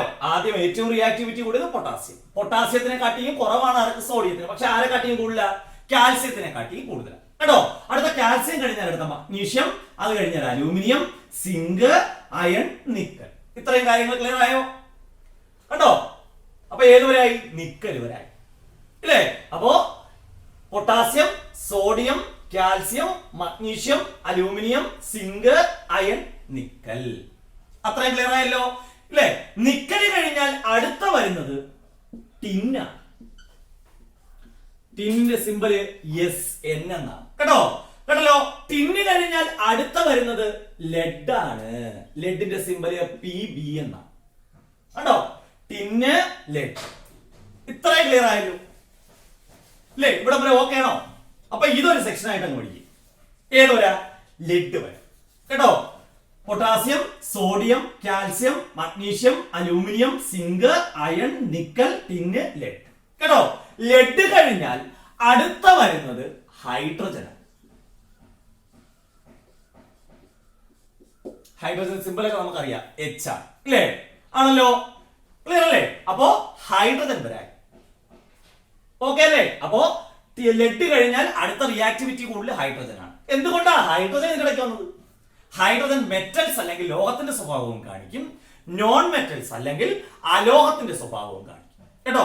ലോഹത്തിന്റെ സ്വഭാവം കാണിക്കുന്നത് കൊണ്ടാണ് ഇയാളെ എവിടെ ഉൾപ്പെടുത്തിയിരിക്കുന്ന റിയാക്ടിവിറ്റി സീരീസിൽ ഉൾപ്പെടുത്തിയിരിക്കുന്നത് കേട്ടോ. ബാക്കിയുള്ള എല്ലാവരും മെറ്റൽസ് ആണ്. സംശയം ഉണ്ടെങ്കിൽ നോക്കിയോ, എല്ലാം മെറ്റൽസ് ആണ്. മെറ്റൽസ് അല്ലാത്ത ഒന്നും അതിനകത്ത് വരത്തില്ല, റിയാക്ടിവിറ്റി സീരീസിൽ വരത്തില്ല. ഓക്കെ ആണല്ലോ? ക്ലിയർ ആയല്ലേ? ഓക്കെ. ഇനി നമ്മൾ അടുത്ത പറയുന്നത് ഏതാ? ഇനി ഇതിന് ശേഷം, ഏതിനു ശേഷം? ഹൈഡ്രജന് ശേഷം വരുന്ന ആൾക്കാരെ പറയുകയാണ്. ഹൈഡ്രജന്റെ തൊട്ട് താഴെ വരുന്ന ആളാണ് കോപ്പർ, അതായത് CO. കണ്ടോ? കേട്ടോ? അടുത്ത മെറ്റൽ ഏതാ? കോപ്പർ കേട്ടോ. ക്ലിയർ അല്ലേ? കോപ്പർ കഴിഞ്ഞാൽ അടുത്തത് സിൽവർ. സിൽവറിന്റെ സിമ്പല് AG ആണ്. ആണല്ലോ. അപ്പോ ഹൈഡ്രജൻ കഴിഞ്ഞാൽ കോപ്പർ, കോപ്പർ കഴിഞ്ഞാൽ ഏത്? സിൽവർ. സിൽവർ കഴിഞ്ഞാൽ അടുത്ത വരുന്നത് പ്ലാറ്റിനം ആണ് കേട്ടോ. അടുത്ത വരുന്നത് ഏതാണ്? പ്ലാറ്റിനം. ക്ലിയർ ആയല്ലോ? പ്ലാറ്റിനം കഴിഞ്ഞാൽ അടുത്ത വരുന്നത് ഗോൾഡ് ആണ്. ഗോൾഡിന്റെ സിമ്പൽ AU ആണ്. കണ്ടോ? അപ്പൊ ഏത് കഴിഞ്ഞു? നമ്മുടെ റിയാക്ടിവിറ്റി സീരീസ്. ഇതിനകത്ത് എക്സ്ട്രാ ആയിട്ട് നിങ്ങൾ ടെക്സ്റ്റ് ഇല്ലാത്ത ഒരെണ്ണേ വന്നിട്ടുള്ളൂ. ഏതാ? പ്ലാറ്റിനം കേട്ടോ. പ്ലാറ്റിനം എക്സ്ട്രാ വന്നേക്കുന്നതാണ് PT ആണ് പ്ലാറ്റിനം കേട്ടോ. കേട്ടല്ലോ? അപ്പൊ ഇത്രയുമാണ് ഏത് സീരീസ് എന്ന് പറയുന്നത്? റിയാക്ടിവിറ്റി സീരീസിൽ വരുന്ന മെറ്റൽസ്. നമുക്ക് ഒന്നുകൂടെ നോക്കാം. Potassium, sodium, calcium, magnesium, aluminium, zinc, iron, nickel, tin, lead, hydrogen, copper, silver, platinum, gold. ഇല്ലേ? ഇനി നമ്മുടെ എക്സാമിന് ചിലപ്പോൾ എന്ത് ചെയ്യും, ഈ മെറ്റൽസ് ക്രമം തെറ്റിച്ച് തന്നിരിക്കും കേട്ടോ. എന്നിട്ട് അതിൽ നിന്നും എന്ത് ചെയ്യാൻ പറയും, അതിന്റെ ഇൻക്രീസിംഗ് ഓർഡറിൽ അല്ലെങ്കിൽ ഡിക്രീസിംഗ് ഓർഡർ എഴുതാൻ പറയും. ഈ എഴുതിയിരിക്കുന്ന ഡിക്രീസിംഗ് ഓർഡർ ആണ് റിയാക്ടിവിറ്റിയുടെ കേട്ടോ. ഇൻക്രീസിംഗ് ഓർഡർ നമ്മൾ നേരെ തിരിച്ചെഴുതണം. ക്ലിയർ ആയില്ലേ? ആണല്ലോ. അപ്പൊ ഇത് നമുക്ക് പഠിക്കാൻ വേണ്ടി നമ്മൾ ഒരു കോഡ് വെച്ച് തന്നെ ഇത് പഠിക്കുക, ഇല്ലെന്നുണ്ടെങ്കിൽ ഇത് തെറ്റിക്കും കേട്ടോ. അപ്പൊ എനിക്കുള്ളൊരു കോഡ് ഞാൻ ഇവിടെ എഴുതിയിടും, നിങ്ങൾക്ക് ഏത് കോഡ് വെച്ചോണ്ടും പഠിക്കും. എനിക്ക് എന്ത് കിട്ടിയാൽ മതി, ആൻസർ കിട്ടിയാൽ മതി കേട്ടല്ലോ. അപ്പൊ അതിന്റെ ഈ കോഡ് എന്ന് പറയുന്നത് ഇത്രയേ ഉള്ളൂ. കോഡ് ഞാൻ ഇവിടേക്ക് എഴുതിയാണ്. ഇതാണ് കോഡ്. പി എസ് സിയിൽ ജോലിയുള്ള എം അസീം, ഇതൊരാളുടെ പേരാണ്. അയാൾക്ക് എവിടെ ജോലി? എം അസീം. എം എന്ന് പറയുന്ന ആളുടെ ഇനിഷ്യലാണ് കേട്ടോ. എം അസീം എന്ന് പറയുന്ന ആളിന് എവിടെയാ ജോലി? പി എസ് സിയിലാണ് ജോലി ആണല്ലോ. അപ്പൊ പി എസ് സിയിൽ ജോലിയുള്ള എം അസീം കേട്ടോ. ഇനി ടി എൽ എച്ചിൽ നിന്ന്, അപ്പൊ പുള്ളി നിന്ന് പഠിച്ച സ്ഥലത്തിന്റെ പേരാണ് ഇത് ടി എൽ എച്ച്, അല്ലെങ്കിൽ ഹോസ്റ്റലാണെന്ന് വിചാരിച്ചാൽ മതി. ആ ഹോസ്റ്റലിന്റെ പേരെന്തായിരുന്നു? ടി എൽ എച്ച് കേട്ടോ. അപ്പൊ ടി എൽ എച്ചിൽ നിന്ന് ഇനി പുള്ളി പഠിച്ച കോളേജ് സി എസ് കോളേജ് കേട്ടോ. ഏത് കോളേജിലാണ് പഠിച്ചത്? സി എസ് കോളേജിൽ. ഇനി പുള്ളി പഠിച്ച കോഴ്സ് കേട്ടല്ലോ, അത് പി ജി കോഴ്സ് ആയിരുന്നു കേട്ടോ. അപ്പൊ നമ്മുടെ കോഡ് റെഡി ആയിട്ടുണ്ട്. ഇത്രയും ഉള്ളു സാധനം, ഇത്രയും പഠിച്ചു വെച്ചാൽ മതി കേട്ടോ. പി എസ് സിയിൽ ജോലിയുള്ള, അപ്പൊ അയാളുടെ ജോലി നമുക്ക് മനസ്സിലായി, പി എസ് സിയിലാണ് ജോലി ആണല്ലോ. ആളുടെ പേരെന്തോന്നാ? എം അസീം ആണല്ലോ. ഇയാൾ എവിടെ നിന്നാ പഠിച്ചത്? ടി എൽ എച്ചിൽ നിന്നാണ് പഠിച്ചത്. അതൊരു ഹോസ്റ്റലാണെന്ന് വെച്ചാൽ മതി ഇല്ലേ. അത് ഏത് കോളേജിലാണ് ആള് പഠിച്ചത്? സി എസ് കോളേജിലാണ് പഠിച്ചത് ആണല്ലോ. ഇനി പഠിച്ച കോഴ്സ് ഏതാ? പി ജിക്ക് പഠിച്ചു ആണല്ലോ. ഇനി ഇതിന്റെ അകത്ത് ഇംഗ്ലീഷിൽ എഴുതിയേക്കുന്ന ലെറ്റേഴ്സ് മാത്രം എടുത്ത്, ഇംഗ്ലീഷ് എഴുതിയേക്കുന്ന മാത്രം മതി, വേറെ ഒന്നും വേണ്ട കേട്ടോ. പി എസ് സി, അപ്പൊ പൊട്ടാസ്യം, സോഡിയം, കാൽസ്യം കേട്ടല്ലോ. ഇതിന്റെ അകത്ത് 2 ലെറ്റർ വരുന്നത് പ്രത്യേകം നമ്മൾ പഠിച്ചിട്ടുള്ളൂ കേട്ടോ. പി എസ് സി എന്ന് പറഞ്ഞാൽ പൊട്ടാസ്യം, സോഡിയം, കാൽസ്യം അല്ലേ. അടുത്തത് എം അസി, magnesium, aluminium, zinc, iron, nickel കണ്ടോ. അടുത്തത് ടി എൽ എച്ച്, കോളേജിന്റെ പേര് ടിന്ന്, ലെഡ്, ഹൈഡ്രജൻ. അടുത്ത കോളേജിന്റെ പേര് സി എസ്, ഏതാ? Copper, silver. അത് കഴിഞ്ഞ് അടുത്ത വരുന്ന ഏതാ? പി ജിക്കാണ് പഠിച്ചത് അല്ലെ. അപ്പൊ പി ജി എന്ന് പറയുന്നത് ഏതാ? പ്ലാറ്റിനം, ഗോൾഡ് അല്ലെ. അപ്പൊ ഇതിന്റെ അകത്ത് ഇംഗ്ലീഷ് ലെറ്ററുകൾ മാത്രം. പി എസ് സിയില് അടുത്ത ആളെ പേര് എം അസീം, നിന്ന് പഠിച്ചത് ടി എൽ എച്ചിൽ നിന്ന്, പഠിച്ച കോളേജ് സി എസ് കോളേജ്, പഠിച്ച course P G course. Okay ആണല്ലോ ഇത് അല്ലെ. ഇതാണ് നമുക്ക് ഏത് പഠിക്കാനുള്ള കോഡ് എന്ന് പറയുന്നത്. ഇത് പഠിക്കാനുള്ള എല്ലാ മെറ്റൽസും ഇതിനകത്ത് വന്നിട്ടുണ്ട് കേട്ടോ. അപ്പൊ പി എസ് സിയിൽ ജോലിയുള്ള എം അസീം എവിടെ നിന്ന്? ടി എൽ എച്ചിൽ നിന്ന്. ഏത് കോളേജിൽ? സി എസ് കോളേജിൽ പി ജിക്ക് പഠിച്ചു. അപ്പൊ പി എസ് സിയിൽ പി എന്ന് പറഞ്ഞാൽ പൊട്ടാസ്യം, എസ് എന്ന് പറഞ്ഞാൽ സോഡിയം, സി എന്ന് പറഞ്ഞാൽ കാൽസ്യം ആണല്ലോ. ഇനി അടുത്ത എം അസീം, magnesium, aluminium, zinc, iron, nickel. അടുത്തത് T L H, tin, lead, hydrogen. അടുത്തത് സി എസ്, കോപ്പർ, സിൽവർ. അടുത്തത് പി ജി, പി ജി എന്ന് പറഞ്ഞാൽ പ്ലാറ്റിനം, ഗോൾഡ്. ക്ലിയർ ആയോ ഇല്ലേ? അപ്പൊ ഇതാണ് ഏത് സീരീസ് എന്ന് പറയുന്നത്? റിയാക്ടിവിറ്റി സീരീസ് കേട്ടോ. ഈ റിയാക്ടിവിറ്റി സീരീസ് എന്ന് പറയുന്നത് ആ റിയാക്ഷൻ കൂടിയതിൽ നിന്നും എങ്ങോട്ടേക്കാണ് വന്നുകൊണ്ടിരിക്കുന്നത്? കുറഞ്ഞതിലേക്ക്. ഈ എഴുതിയിരിക്കുന്ന ഏതിൽ നിന്ന് എങ്ങോട്ടാ? കൂടിയതിൽ നിന്ന് കുറഞ്ഞതിലേക്ക്. ഏറ്റവും റിയാക്ടിവിറ്റി കൂടിയത് പൊട്ടാസ്യമാണ് കേട്ടോ. ഏറ്റവും റിയാക്ടിവിറ്റി കുറഞ്ഞ ആളോ നോക്കി? ഗോൾഡ്. കാരണം നമ്മൾ ആദ്യമേ പറഞ്ഞപ്പോഴേ ആസിഡുമായിട്ട് റിയാക്ഷൻ നമ്മൾ പറഞ്ഞു അല്ലേ. ഗോൾഡ് എന്ത് ചെയ്യാറില്ല? ആസിഡുമായിട്ട് റിയാക്ട് ചെയ്യാറില്ല. ക്ലിയർ ആയില്ലേ? ഓക്കെ അല്ലേ? ഇനി നമുക്ക് ഇതിന്റെ അകത്ത് 2 വിഭാഗങ്ങളായിട്ട് തിരിക്കും. ഈ ഹൈഡ്രജൻ കണ്ടോ? ഹൈഡ്രജൻ കിടക്കുന്നുണ്ടോ? ഈ ഹൈഡ്രജന്റെ താഴെ കിടക്കുന്ന ആൾക്കാർ, ഇത്രയും പേര് ഹൈഡ്രജന്റെ താഴെ എന്ന് പറഞ്ഞ റിയാക്ടിവിറ്റി ഹൈഡ്രജനെ കാട്ടി കൂടിയ ആൾക്കാർ അല്ലേ. ഈ ഇവിടെ കിടക്കുന്ന ഇത്രയും പേരും അവര് ഒരു ആസിഡ് ഡൈല്യൂട്ട് HCl-യുമായിട്ട് റിയാക്ട് ചെയ്ത് കഴിക്കാൻ കേട്ടോ.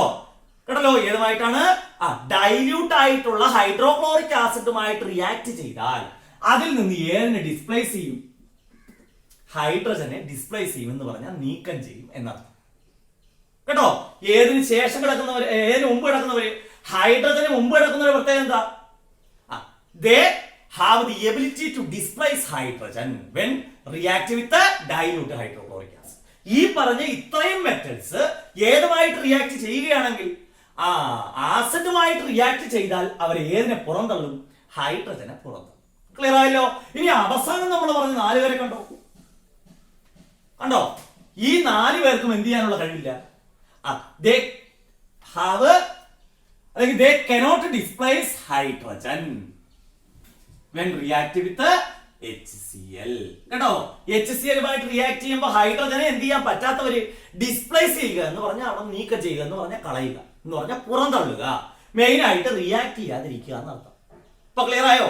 അല്ലേ? അപ്പോ ആസിഡുമായിട്ട് റിയാക്ട് ചെയ്യുന്നവരാണ് ഈ ഹൈഡ്രജന്റെ മുകളിൽ കിടക്കുന്നില്ല. കേട്ടോ? ഹൈഡ്രജന്റെ താഴെ കിടക്കുന്ന ആരും ഏതുമായിട്ട് റിയാക്ട് ചെയ്യത്തില്ല? ആസിഡുകളുമായി റിയാക്ട് ചെയ്യത്തില്ല. കാരണം അവർക്ക് എന്ത് കുറവാണ്? റിയാക്ടിവിറ്റി കുറവാണ്. ഓക്കെ ആണല്ലോ? അപ്പൊ റിയാക്ടിവിറ്റി സീരീസ് ഇപ്പൊ എല്ലാവർക്കും ഓക്കെ ആയില്ലേ? റിയാക്ടിവിറ്റി സീരീസ് കോഡ് ഇത് തന്നെ പഠിക്കണമെന്നില്ല, പക്ഷെ ഇത് ക്രമമായിട്ട് പഠിച്ചു വെച്ചേരും. കേട്ടോ? ഇനി നമ്മൾ അങ്ങോട്ട് ഈ ചാപ്റ്ററിൽ പറയുന്ന എല്ലാ കാര്യങ്ങളും ഏത് വെച്ചിട്ടായിരിക്കും? ഈ റിയാക്ടിവിറ്റി സീരീസിൽ ബേസ് ചെയ്തിട്ട്. ക്ലിയർ ആയല്ലോ ഇത്രയും കാര്യങ്ങള്? ഓക്കെ ആണോ? അപ്പൊ ഇനി നമുക്ക് എന്ത് ചെയ്യാം? ഓരോ മെറ്റൽസിന്റെയും റിയാക്ഷനുകളിലേക്ക് പോകും. ഓക്കെ? അപ്പോ റിയാക്ടിവിറ്റി സീരീസ് ഏകദേശം നമുക്ക് ക്ലിയർ ആയിട്ടുണ്ട് അല്ലേ? ഒന്നുകിൽ കോഡ് വെച്ച് പഠിക്കുക, അല്ലെന്നുണ്ടെങ്കിൽ എന്ത് ചെയ്യുക? ഞാൻ എഴുതിയിട്ട ക്രമത്തിൽ പഠിക്കും. കേട്ടോ? അത് നിങ്ങളുടെ ഇഷ്ടം. നിങ്ങൾക്ക് വേണമെങ്കിൽ വേറെ കോഡ് ഉപയോഗിക്കാം. എനിക്ക് ആ ഒരു ക്രമം കിട്ടിയാൽ മതി. കാരണം ആ ഒരു ക്രമം വെച്ചിട്ടാണ് ഇനി അങ്ങോട്ടുള്ള റിയാക്ഷൻസ് മൊത്തം നമ്മൾ പറയാൻ. കേട്ടോ? അപ്പൊ നമ്മൾ ഇനി അടുത്ത പറയാൻ പോകുന്നത് ഈ റിയാക്ടിവിറ്റി സീരീസ് ഉപയോഗിച്ചുള്ള ഏതാണ് റിയാക്ഷനുകളാണ് പറയാൻ പോകുന്നത്. കേട്ടോ? അതിന്റെ അകത്ത് ഒന്നാമത്തെ റിയാക്ഷന്റെ പേരാണ് ഡിസ്പ്ലേസ്മെന്റ് റിയാക്ഷൻ. മലയാളത്തില് ആദേശ രാസപ്രവർത്തനം.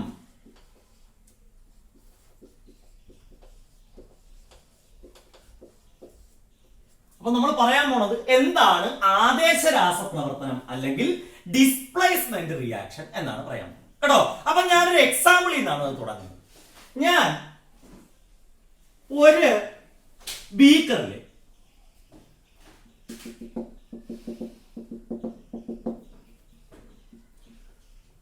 കുറച്ച് കോപ്പർ സൾഫേറ്റ് സൊല്യൂഷൻ. കേട്ടോ? കോപ്പർ സൾഫേറ്റ് അല്ലെങ്കിൽ നമ്മുടെ തുരിച്ച് വെള്ളത്തിൽ കലക്കി ഞാൻ എന്ത് ചെയ്യണം? എടുത്തിരിക്കുക. കേട്ടോ? കോപ്പർ സൾഫേറ്റിന്റെ നിറം ഓൾറെഡി നമ്മൾ പഠിച്ചിട്ടുണ്ട്. നീല അല്ലെങ്കിൽ ബ്ലൂ ആണെന്ന് നമ്മൾ ഡി ബ്ലോക്ക് എലമെന്റ്സിൽ പഠിച്ചു അല്ലേ? കാരണം വ്യത്യസ്ത ഓക്സിജനാവസ്ഥ കാണിക്കുന്ന ഒരു മൂലകമാണ് ഇത് കോപ്പർ. അതുകൂടാതെ നിറമുള്ള സംയുക്തങ്ങൾക്ക് രൂപം നൽകാൻ സഹായിക്കുന്നവരും ഒരാളാണ് കോപ്പർ അല്ലേ? അപ്പൊ കോപ്പർ ചേരുകയാണെങ്കിൽ മിക്കവാറും ആ സംയുക്തത്തിന് കിട്ടുന്ന നിറം നീലയായിരിക്കും ആണല്ലോ. അപ്പൊ കോപ്പർ സൾഫേറ്റ് നീല നിറത്തിലുള്ള ഞാൻ ലയിപ്പിച്ചു, വെള്ളത്തിൽ ലയിപ്പിച്ചു വെച്ചേക്കണം. അപ്പൊ ഇതിന്റെ നിറം എനിക്ക് എന്ത് കിട്ടി? നീല എന്ന് കിട്ടി. ഞാൻ ഇതിന്റെ അകത്തേക്ക് ഈ കോപ്പർ സൾഫേറ്റ് സൊല്യൂഷനിലേക്ക് ഒരു സിങ്കിന്റെ റോഡ് അല്ലെങ്കിൽ ദണ്ട് മുക്കി വെക്കുക. കേട്ടോ? ഞാൻ കോപ്പർ സൾഫേറ്റ് ലായനിയിൽ ഏതിനെ മുക്കി വെച്ചു? സിങ്ക് റോഡിനെ മുക്കി വെച്ചു ആണല്ലോ ഇല്ലേ? കുറച്ച് സമയം ഞാൻ ഇങ്ങനെ വെച്ചിട്ട് അവിടെ എന്ത് ചെയ്യണം? ഇങ്ങനെ വീക്ഷിച്ചുകൊണ്ടിരിക്കുകയാണ്. കേട്ടോ? ഞാൻ ഒബ്സർവ് ചെയ്തുകൊണ്ടിരിക്കുകയാണ്. കേട്ടോ? ഇവിടെ നടക്കുന്ന മാറ്റം എന്തായിരിക്കും? കുറച്ചു നേരം കഴിഞ്ഞ് ഞാൻ നോക്കിയപ്പോഴത്തേക്കും ഈ കോപ്പർ സൾഫേറ്റിന്റെ ഏത് നിറം? നീല നിറം എന്ത് ചെയ്ത് വരുന്നു? കുറഞ്ഞു വരുന്നു. കേട്ടോ? അതായത് അതിന്റെ ആ ബ്ലൂ കളർ ഫെയ്ഡ് ആയിട്ട് വരും, മങ്ങി വരുന്നു. എന്താ കാര്യം? അപ്പൊ ഈ സിങ്ക് എന്ന് പറയുന്ന ആള് കോപ്പറിനെ എന്തോ ചെയ്തു അല്ലെ? അതിന്റെ ഫലമായിട്ടായിരിക്കും ഈ കോപ്പറിന് അതിന്റെ അകത്ത് എന്ത് ചെയ്ത് കുറഞ്ഞത്? അതിന്റെ നീല നിറം കുറഞ്ഞു വരുന്നത്. കോപ്പർ സൾഫേറ്റിന്റെ നീല നിറം എന്ത് ചെയ്യുന്നുണ്ട്? കുറയുന്നുണ്ടെന്ന് ഞാൻ കുറച്ചു നേരം നോക്കിയപ്പോ എനിക്ക് മനസ്സിലായി ഇല്ലേ? അതായത് അവിടെ ആരെന്തോ ചെയ്തു? സിങ്ക് എന്ന് പറയുന്ന മെറ്റല് കോപ്പർ എന്ന് പറയുന്ന മെറ്റലിനെ എന്തോ ചെയ്തു. ഇനി അത് എന്ത് ചെയ്തെന്നുള്ള കാര്യം നമ്മൾ അടുത്ത് നോക്കാം. കേട്ടോ? അപ്പൊ ഇവിടെ സിങ്കും കോപ്പറും അല്ലെ? അപ്പൊ ഇവിടെയുള്ള രണ്ട് മെറ്റലുകൾ ഏതൊക്കെയാണ്? അതാണ് എന്റെ ചോദ്യം. ഈ ലായനി അല്ലെങ്കിൽ സൊല്യൂഷനിലുള്ള മെറ്റൽ ഏതാ? കോപ്പറാണ് ഇല്ലേ? നമ്മൾ ഡിപ്പ് ചെയ്ത് വെച്ചേക്കുന്ന അല്ലെങ്കിൽ മുക്കി വെച്ചിരിക്കുന്ന മെറ്റൽ ഏതാ? സിങ്ക് ആണ്. ഇതിന്റെ അകത്ത് റിയാക്ടിവിറ്റി കൂടുതലാണ്. അവിടെയാണ് നമ്മൾ ഏത് വേണ്ടിയത്? നമ്മുടെ റിയാക്ടിവിറ്റി സീരീസ് വേണ്ടിയത്. കേട്ടോ? അപ്പൊ റിയാക്ടിവിറ്റി സീരീസ് നിങ്ങളൊന്ന് ആലോചിച്ച് നോക്കിയാൽ പൊട്ടാസ്യം, സോഡിയം, കാൽസ്യം അല്ലെ? അത് കഴിഞ്ഞാൽ അടുത്തത് മഗ്നീഷ്യം അല്ലെ? മഗ്നീഷ്യം കഴിഞ്ഞാൽ അലൂമിനിയം, അലൂമിനിയം കഴിഞ്ഞാൽ അടുത്ത ആര് വരും? സിങ്ക് വരും അല്ലെ? അപ്പൊ സിങ്കിനെ കാട്ടിയും റിയാക്ടിവിറ്റി കുറഞ്ഞ ആളല്ലേ കോപ്പർ? അല്ലെങ്കിൽ തിരിച്ചു പറഞ്ഞാൽ മതി, കോപ്പറിനെക്കാട്ടിയും റിയാക്ടിവിറ്റി കൂടുതലുള്ള ആളല്ലേ സിങ്ക് അല്ലെ? അപ്പൊ ഈ സിങ്ക് റോഡ് എന്ത് ചെയ്യും? ഈ സൊല്യൂഷന്റെ അകത്തുള്ള കോപ്പറിനെ ഡിസ്പ്ലേസ് ചെയ്യും. എന്ന് പറഞ്ഞാൽ ആദേശം ചെയ്യും കേട്ടോ. എന്ന് പറഞ്ഞാൽ എളുപ്പത്തിൽ പറഞ്ഞാൽ നീക്കം ചെയ്യും. അപ്പൊ ഈ സൊല്യൂഷന്റെ അകത്തുള്ള കോപ്പർ എന്ത് ചെയ്യും? അങ്ങ് പോവും. കോപ്പർ പോയിട്ട് അവിടെ മൊത്തം ആര് വന്നിറങ്ങും? സിങ്ക് വന്നിറങ്ങും അല്ലേ? അപ്പൊ കോപ്പർ മാറി, കോപ്പറിനെ നീക്കം ചെയ്തിട്ട് അവിടെ എല്ലാം പതുക്കെ പതുക്കെ ആരിങ്ങനെ നിറഞ്ഞുകൊണ്ടിരിക്കുകയാണ്? സൾഫേറ്റിന്റെ കൂടെ സിങ്ക് നിറഞ്ഞുകൊണ്ടിരിക്കുക കേട്ടോ. അവിടെ അപ്പൊ നോക്കിക്കേ, അവിടെ ഇപ്പൊ ഡിസ്പ്ലേസ്മെന്റ് റിയാക്ഷൻ അല്ലെങ്കിൽ ആദേശ രാസപ്രവർത്തനം നടക്കുമെന്ന് ഞാൻ പറഞ്ഞു അല്ലെ? എങ്ങനെയാണ് നടക്കുന്നത്, എന്തുകൊണ്ട് നടക്കുന്നു എന്നാണ് ചോദ്യം. കോപ്പർ എന്ന് പറയുന്ന മെറ്റലിനെ അതിന്റെ സൊല്യൂഷനിൽ നിന്നും അല്ലെങ്കിൽ അതിന്റെ ലായനിയിൽ നിന്നും ആര് നീക്കം ചെയ്തു? സിങ്ക് നീക്കം ചെയ്തു. എന്തുകൊണ്ട് അങ്ങനെ സംഭവിച്ചു? എന്തുകൊണ്ടായിരിക്കും അങ്ങനെ സംഭവിച്ചു? അതൊന്ന് ആലോചിച്ച് നോക്കി. കോപ്പറിന് സിങ്കിനേക്കാൾ എന്ത് കുറവാണ്? റിയാക്ടിവിറ്റി അല്ലെങ്കിൽ ക്രിയാശീല സ്വഭാവം കുറവല്ലേ ഇല്ലേ? അപ്പോ സിങ്ക് എന്ത് ചെയ്യും? കോപ്പറിനെ ഡിസ്പ്ലേസ് ചെയ്യും അല്ലെങ്കിൽ ആദേശം ചെയ്യും. അതും അല്ലെങ്കിൽ എളുപ്പത്തിൽ പറഞ്ഞാൽ നീക്കം ചെയ്യും എന്ന് നമുക്ക് എന്ത് ചെയ്യാം പറയാം കേട്ടോ. പക്ഷെ അത് ഏതിൽ നിന്ന് മാത്രമേ നീക്കം ചെയ്യാൻ പറ്റൂ? ഫ്രം ഇറ്റ്സ് സൊല്യൂഷൻ, അതിന്റെ ലൈൻ. അപ്പൊ ക്ലിയർ ആയോ? അപ്പൊ ക്രിയാശീലം അല്ലെങ്കിൽ റിയാക്ടിവിറ്റി കൂടിയ ഒരു മെറ്റൽ റിയാക്ടിവിറ്റി കുറഞ്ഞ ഒരു മെറ്റലിനെ അല്ലെങ്കിൽ ക്രിയാശീലം കുറഞ്ഞ ഒരു മെറ്റലിനെ അതിന്റെ ലായനിയിൽ നിന്നും നീക്കം ചെയ്തു. അല്ലെങ്കിൽ മലയാളത്തിൽ പറയണമെങ്കിൽ കറക്റ്റ് വാക്കെന്ന് പറയുന്നത് ആദേശം ചെയ്തു എന്ന് നമുക്ക് പറയാം കേട്ടോ. അതായത് കോപ്പറിന്റെ സ്ഥാനത്ത് ആര് വന്ന് കയറി? സിങ്ക് വന്ന് കയറി. ക്ലിയർ ആയല്ലോ ഇല്ലേ? അപ്പൊ ആ പ്രക്രിയയെ നമ്മൾ വിളിക്കുന്ന പേരാണ് ഡിസ്പ്ലേസ്മെന്റ് റിയാക്ഷൻ അല്ലെങ്കിൽ ആദേശ രാസപ്രവർത്തനം. ക്ലിയർ ആയോ? അപ്പോ എന്താ ഡിസ്പ്ലേസ്മെന്റ് റിയാക്ഷൻ എന്ന് ചോദിച്ചാൽ എന്താണ്? One metal with high reactivity displaces another metal with a low reactivity from its solution. കേട്ടോ, ക്രിയാശീലം കൂടിയ ഒരു ലോഹം ക്രിയാശീലം കുറഞ്ഞ ഒരു ലോഹത്തിനെ അതിന്റെ ലായനിയിൽ നിന്നും ആദേശം ചെയ്യുന്ന പ്രക്രിയയെ നമ്മൾ വിളിക്കുന്ന പേരാണെന്ത്? ആദേശ രാസപ്രവർത്തനം. അതിന് മറന്നുപോവോ? അപ്പൊ ആദേശം ചെയ്യുക എന്ന് പറഞ്ഞാൽ നീക്കിയിട്ട് ആ സ്ഥാനത്ത് കയറും ഇല്ലേ? അപ്പൊ ഇവിടെ ഉണ്ടായിരുന്ന ആൾക്കാർ ആരൊക്കെയാ? റിയാക്ഷൻ നമുക്ക് ആദ്യം എഴുതി നോക്കാം. സിങ്ക് ആണല്ലോ നമ്മൾ മുക്കി വെച്ചിരുന്നത് ഇല്ലേ? ഏതിന്റെ അകത്താ മുക്കി വെച്ചത്? കോപ്പർ സൾഫേറ്റിലാണ്. അപ്പൊ Zn പ്ലസ് CuSO4 gives. ഇനി അടുത്ത് നമ്മൾ എന്ത് ചെയ്യുന്നു? ആദേശം ചെയ്യുന്ന കാര്യമില്ല. കോപ്പർ മാറി അവിടെ ആര് വന്ന് കയറും? സിങ്ക് വന്ന് കയറും അല്ലേ? അപ്പൊ കോപ്പർ ഒറ്റയ്ക്കാവുമല്ലോ. അപ്പൊ Cu പ്ലസ് ZnSO കോപ്പറും സിങ്ക് സൾഫേറ്റും ആയിട്ട് മാറും. കണ്ടോ, ഇവിടെ കോപ്പർ എന്ന് പറയുന്ന മെറ്റലിനെ സിങ്ക് ആണ് എന്ത് ചെയ്തത്? ഡിസ്പ്ലേസ് ചെയ്ത് ആദേശം ചെയ്തത്. അല്ല, ഒരിക്കലും തിരിച്ച് സംഭവിക്കത്തില്ല കേട്ടോ. എപ്പോഴും റിയാക്ടിവിറ്റി കൂടിയ മെറ്റലിന് റിയാക്ടിവിറ്റി കുറഞ്ഞ മെറ്റലിനെ മാത്രമേ ഡിസ്പ്ലേസ് ചെയ്യാൻ പറ്റൂ കേട്ടല്ലോ. റിയാക്ടിവിറ്റി കുറഞ്ഞ മെറ്റലിന് ഒരിക്കലും റിയാക്ടിവിറ്റി കൂടിയ മെറ്റലിനെ എന്ത് ചെയ്യാൻ പറ്റില്ല? ഡിസ്പ്ലേസ് ചെയ്യാൻ പറ്റില്ല. ആ ഒരു കാര്യം എപ്പോഴും ഓർത്ത് വെച്ചോ കേട്ടോ. കാരണം ഈ ഒരു ക്വസ്റ്റ്യൻ കറക്റ്റ് ആയിട്ട് നമ്മുടെ എക്സാമിന് ചോദിക്കും. ക്ലിയർ ആണല്ലോ? അപ്പോ അതിന്റെ ഇക്വേഷൻ മനസ്സിലായോ? ഇതാണ് ആ ഡിസ്പ്ലേസ്മെന്റ് റിയാക്ഷന്റെ ഇക്വേഷൻ. എല്ലാത്തിനും നമ്മൾ ഇങ്ങനെ തന്നെ എഴുതുന്നത്. Zn plus CuSO4 gives Cu plus ZnSO. Clear ആയല്ലോ? ഇനി നമുക്ക് ഇതിന്റെ അകത്ത് ഓക്സിഡേഷൻ സ്റ്റേറ്റ് വന്ന് എഴുതി നോക്കാം. 9ാം ക്ലാസ് ഒക്കെ എപ്പോഴും ഓർത്ത് വെച്ചോളാം, എന്നാലേ നടക്കും കേട്ടോ. അപ്പൊ നമ്മുടെ ഇതിന്റെ ഇക്വേഷന്റെ അകത്ത് ഏത് കൊടുക്കുകയാണ്? ഓക്സിഡേഷൻ സ്റ്റേറ്റുകൾ കൊടുക്കുക. Zn സിങ്ക് ഫ്രീ സ്റ്റേറ്റ് ആണല്ലോ, ഓക്സിഡേഷൻ സ്റ്റേറ്റ് 0 ആണ്. പ്ലസ് CuSO4 ആണ് നമുക്കുള്ളത്. സൾഫേറ്റിന്റെ ചാർജ് നമുക്കറിയാം എത്രയാ? 2 മൈനസ്. അപ്പൊ കോപ്പറിന്റെ എത്രയായിരിക്കും? 2 പ്ലസ് ആയിരിക്കും. ഇത് നമ്മുടെ ഇപ്പൊ പഠിക്കാനുള്ളതല്ല, കഴിഞ്ഞ കൊല്ലം പഠിക്കാനുള്ളതാണ് കേട്ടോ. അപ്പൊ Zn 0 പ്ലസ് കഴിഞ്ഞ കൊല്ലം രണ്ടാമത്തെ ചാപ്റ്റർ നമ്മൾ പഠിച്ചിട്ടുള്ളതാണ് കേട്ടോ. Zn ഓക്സിഡേഷൻ സ്റ്റേറ്റ് 0 ആണ്. സൾഫേറ്റിന്റെ 2 മൈനസ്. അപ്പൊ കോപ്പറിന്റെ എത്രയാ? 2 പ്ലസ് ഗീവ്സ്. അടുത്തേക്ക് നോക്കിക്കേ, ഫ്രീ സ്റ്റേറ്റിലുള്ളത് കോപ്പർ അല്ലേ? ഫ്രീ സ്റ്റേറ്റിലുള്ള ഏതൊരു എലമെന്റ് ആണെങ്കിലും അതിന്റെ ഓക്സിഡേഷൻ സ്റ്റേറ്റ് 0 ആയിരിക്കും ഇല്ലേ? ഇവിടെ കോപ്പർ ഫ്രീ സ്റ്റേറ്റ് ആണ്, സ്വതന്ത്രാവസ്ഥയാണ്. അപ്പൊ 0 പ്ലസ് പിന്നെ നമുക്കുള്ളത് ZnSO4 അല്ലേ? SO4ന് നമുക്കറിയാം 2 മൈനസ് ആണ്. അപ്പൊ സിങ്കിന്റെ എത്രയാ? 2 പ്ലസ്. കണ്ടോ കണ്ടോ? അപ്പോ അതിന്റെ ഓക്സിഡേഷൻ സ്റ്റേറ്റ് വെച്ചുള്ള ഇക്വേഷനുമായി. ക്ലിയർ ആയോ? അപ്പോ Zn plus CuSO4 gives Cu plus ZnSO4. ഇത് കെമിക്കൽ റിയാക്ഷൻ അല്ലെങ്കിൽ ഡിസ്പ്ലേസ്മെന്റ് റിയാക്ഷന്റെ ഇക്വേഷൻ ആണ്. ആദേശ രാസപ്രവർത്തനത്തിന്റെ സമവാക്യമാണ് Zn plus CuSO4 gives Cu plus ZnSO4. ഇവിടെ ഞാൻ എഴുതിയിരിക്കുന്നത് അതിന്റെ ഏത് മാത്രം എഴുതിയിട്ടുണ്ടെന്നുള്ളൂ, ഓക്സിഡേഷൻ സ്റ്റേറ്റുകൾ. ക്ലിയർ ആയല്ലോ? ഇനി ഇവിടെ നടക്കുന്ന പ്രക്രിയ എന്താണെന്ന് നമ്മൾ അടുത്ത പഠിക്കാം. അപ്പൊ ഇത്രയും കാര്യങ്ങളൊക്കെ അല്ലേ? ഇനി ഇവിടെ നടക്കുന്ന പ്രക്രിയ എന്ന് പറഞ്ഞാൽ, ഇവിടെ സിങ്കിന് ആദ്യം ചാർജ് ഉണ്ടായിരുന്നു. ഇവിടെ കിടക്കുന്ന സിങ്കിന് ആദ്യം ചാർജ് ഇല്ല. അപ്പുറത്തോട്ട് പോയി നോക്കിയേ, സിങ്കിന് ചാർജ് കിട്ടി, 2+ ചാർജ് അല്ലേ? എന്ന് പറഞ്ഞാൽ അതിന്റെ ഓക്സിഡേഷൻ നമ്പറിന്റെ കാര്യം നോക്കിയാൽ എല്ലാം 9ാം ക്ലാസ്സാണ് കേട്ടോ. ഇവിടെ സിങ്കിന് 0 ചാർജിൽ നിന്നും ഏത് ചാർജിലെത്തി? 2+ ചാർജ്. എന്ന് പറഞ്ഞാൽ അതിന്റെ ഓക്സിഡേഷൻ നമ്പർ കൂടുകയല്ലേ ചെയ്തത് അല്ലേ? ഓക്സിഡേഷൻ നമ്പർ കൂടുകയാൽ ആ പ്രക്രിയ വിളിക്കുന്ന പേരെന്താ? ഓക്സിഡേഷൻ അല്ലെങ്കിൽ ഓക്സീകരണം. നമ്മൾ 9ാം ക്ലാസ്സിൽ പഠിച്ചതാണ് കേട്ടോ. ഓക്സിഡേഷൻ നമ്പർ കൂടുന്ന പ്രക്രിയ ഓക്സീകരണം അല്ലെങ്കിൽ ഓക്സിഡേഷൻ എന്നും. ഇവിടെ നോക്കിക്കേ, കോപ്പറിന് ഇവിടെ 2+ ചാർജ് അല്ലേ ഇല്ലേ? ഇവിടെ വന്നപ്പോഴോ 0 ആയി. 2+ നിന്ന് 0 എത്തി എന്ന് പറഞ്ഞാൽ ഓക്സിഡേഷൻ നമ്പർ കുറഞ്ഞു അല്ലേ? ഓക്സിഡേഷൻ നമ്പർ കുറയുന്ന പ്രക്രിയ നമ്മൾ എന്തെന്ന് വിളിക്കും? റിഡക്ഷൻ അല്ലെങ്കിൽ നിരോക്സീകരണം എന്ന് വിളിക്കും. ഇത് നമ്മൾ കഴിഞ്ഞ കൊല്ലം പഠിച്ചതാണ് 9ാം ക്ലാസ്സിൽ കേട്ടോ. അവിടെ വേറൊരു ഡെഫിനിഷൻ നമ്മൾ പഠിച്ചിട്ടുണ്ട്. ഇലക്ട്രോണുകളെ വിട്ടുകൊടുക്കുന്ന പ്രക്രിയയെ ഓക്സീകരണം അല്ലെങ്കിൽ ഓക്സിഡേഷൻ എന്നും, ഇലക്ട്രോണുകളെ ലോസ് ചെയ്യുന്ന അല്ലെങ്കിൽ എന്ത് ചെയ്യുന്നത് ലോസ് ചെയ്യുന്ന പ്രക്രിയയെ ഓക്സീകരണം എന്നും, ഇലക്ട്രോണുകളെ അക്സെപ്റ്റ് ചെയ്യുന്ന അല്ലെങ്കിൽ സ്വീകരിക്കുന്ന പ്രക്രിയ എന്തും വിളിക്കും? റിഡക്ഷൻ അല്ലെങ്കിൽ നിരോക്സീകരണം വിളിക്കും. നമ്മൾ കഴിഞ്ഞ കൊല്ലം പഠിച്ചിട്ടുണ്ട് ഇല്ലേ? ഇവിടെ ഇപ്പൊ ഓക്സീകരണം നടന്ന ആർക്കാണെന്ന് നോക്കി. ഇവിടെ സിങ്കിന്റെ ചാർജ് 0 അല്ലേ? ഇവിടെ വന്നപ്പോ എത്രയായി? 2+ ആയി. അപ്പൊ അവിടെ എന്ത് നടന്നു? ഓക്സീകരണം നടന്നു അല്ലേ? ഇനി അല്ലെങ്കിൽ ഓക്സിഡേഷൻ നടന്നു. ഇനി അടുത്ത കോപ്പറിന് നോക്കിയേ, ഇവിടെ 2+ ചാർജ് ഉണ്ടായിരുന്നു.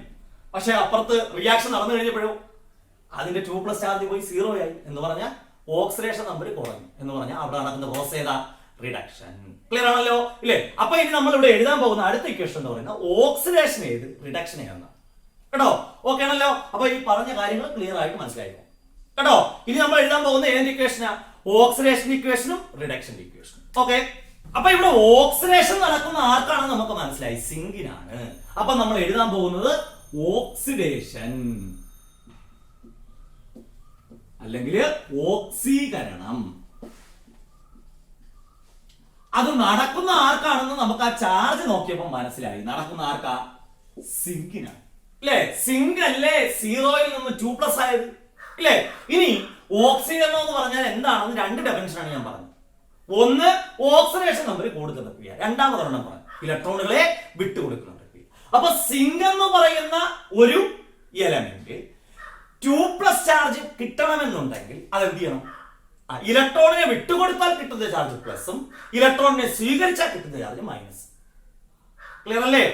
ഇലക്ട്രോണിനെ വിട്ടുകൊടുത്താൽ കിട്ടുന്ന ചാർജ് പ്ലസ് ചാർജ് ആണ്, ഇലക്ട്രോണുകളെ സ്വീകരിച്ചാൽ കിട്ടുന്ന ചാർജ് മൈനസ് ചാർജ് ഇല്ലേ?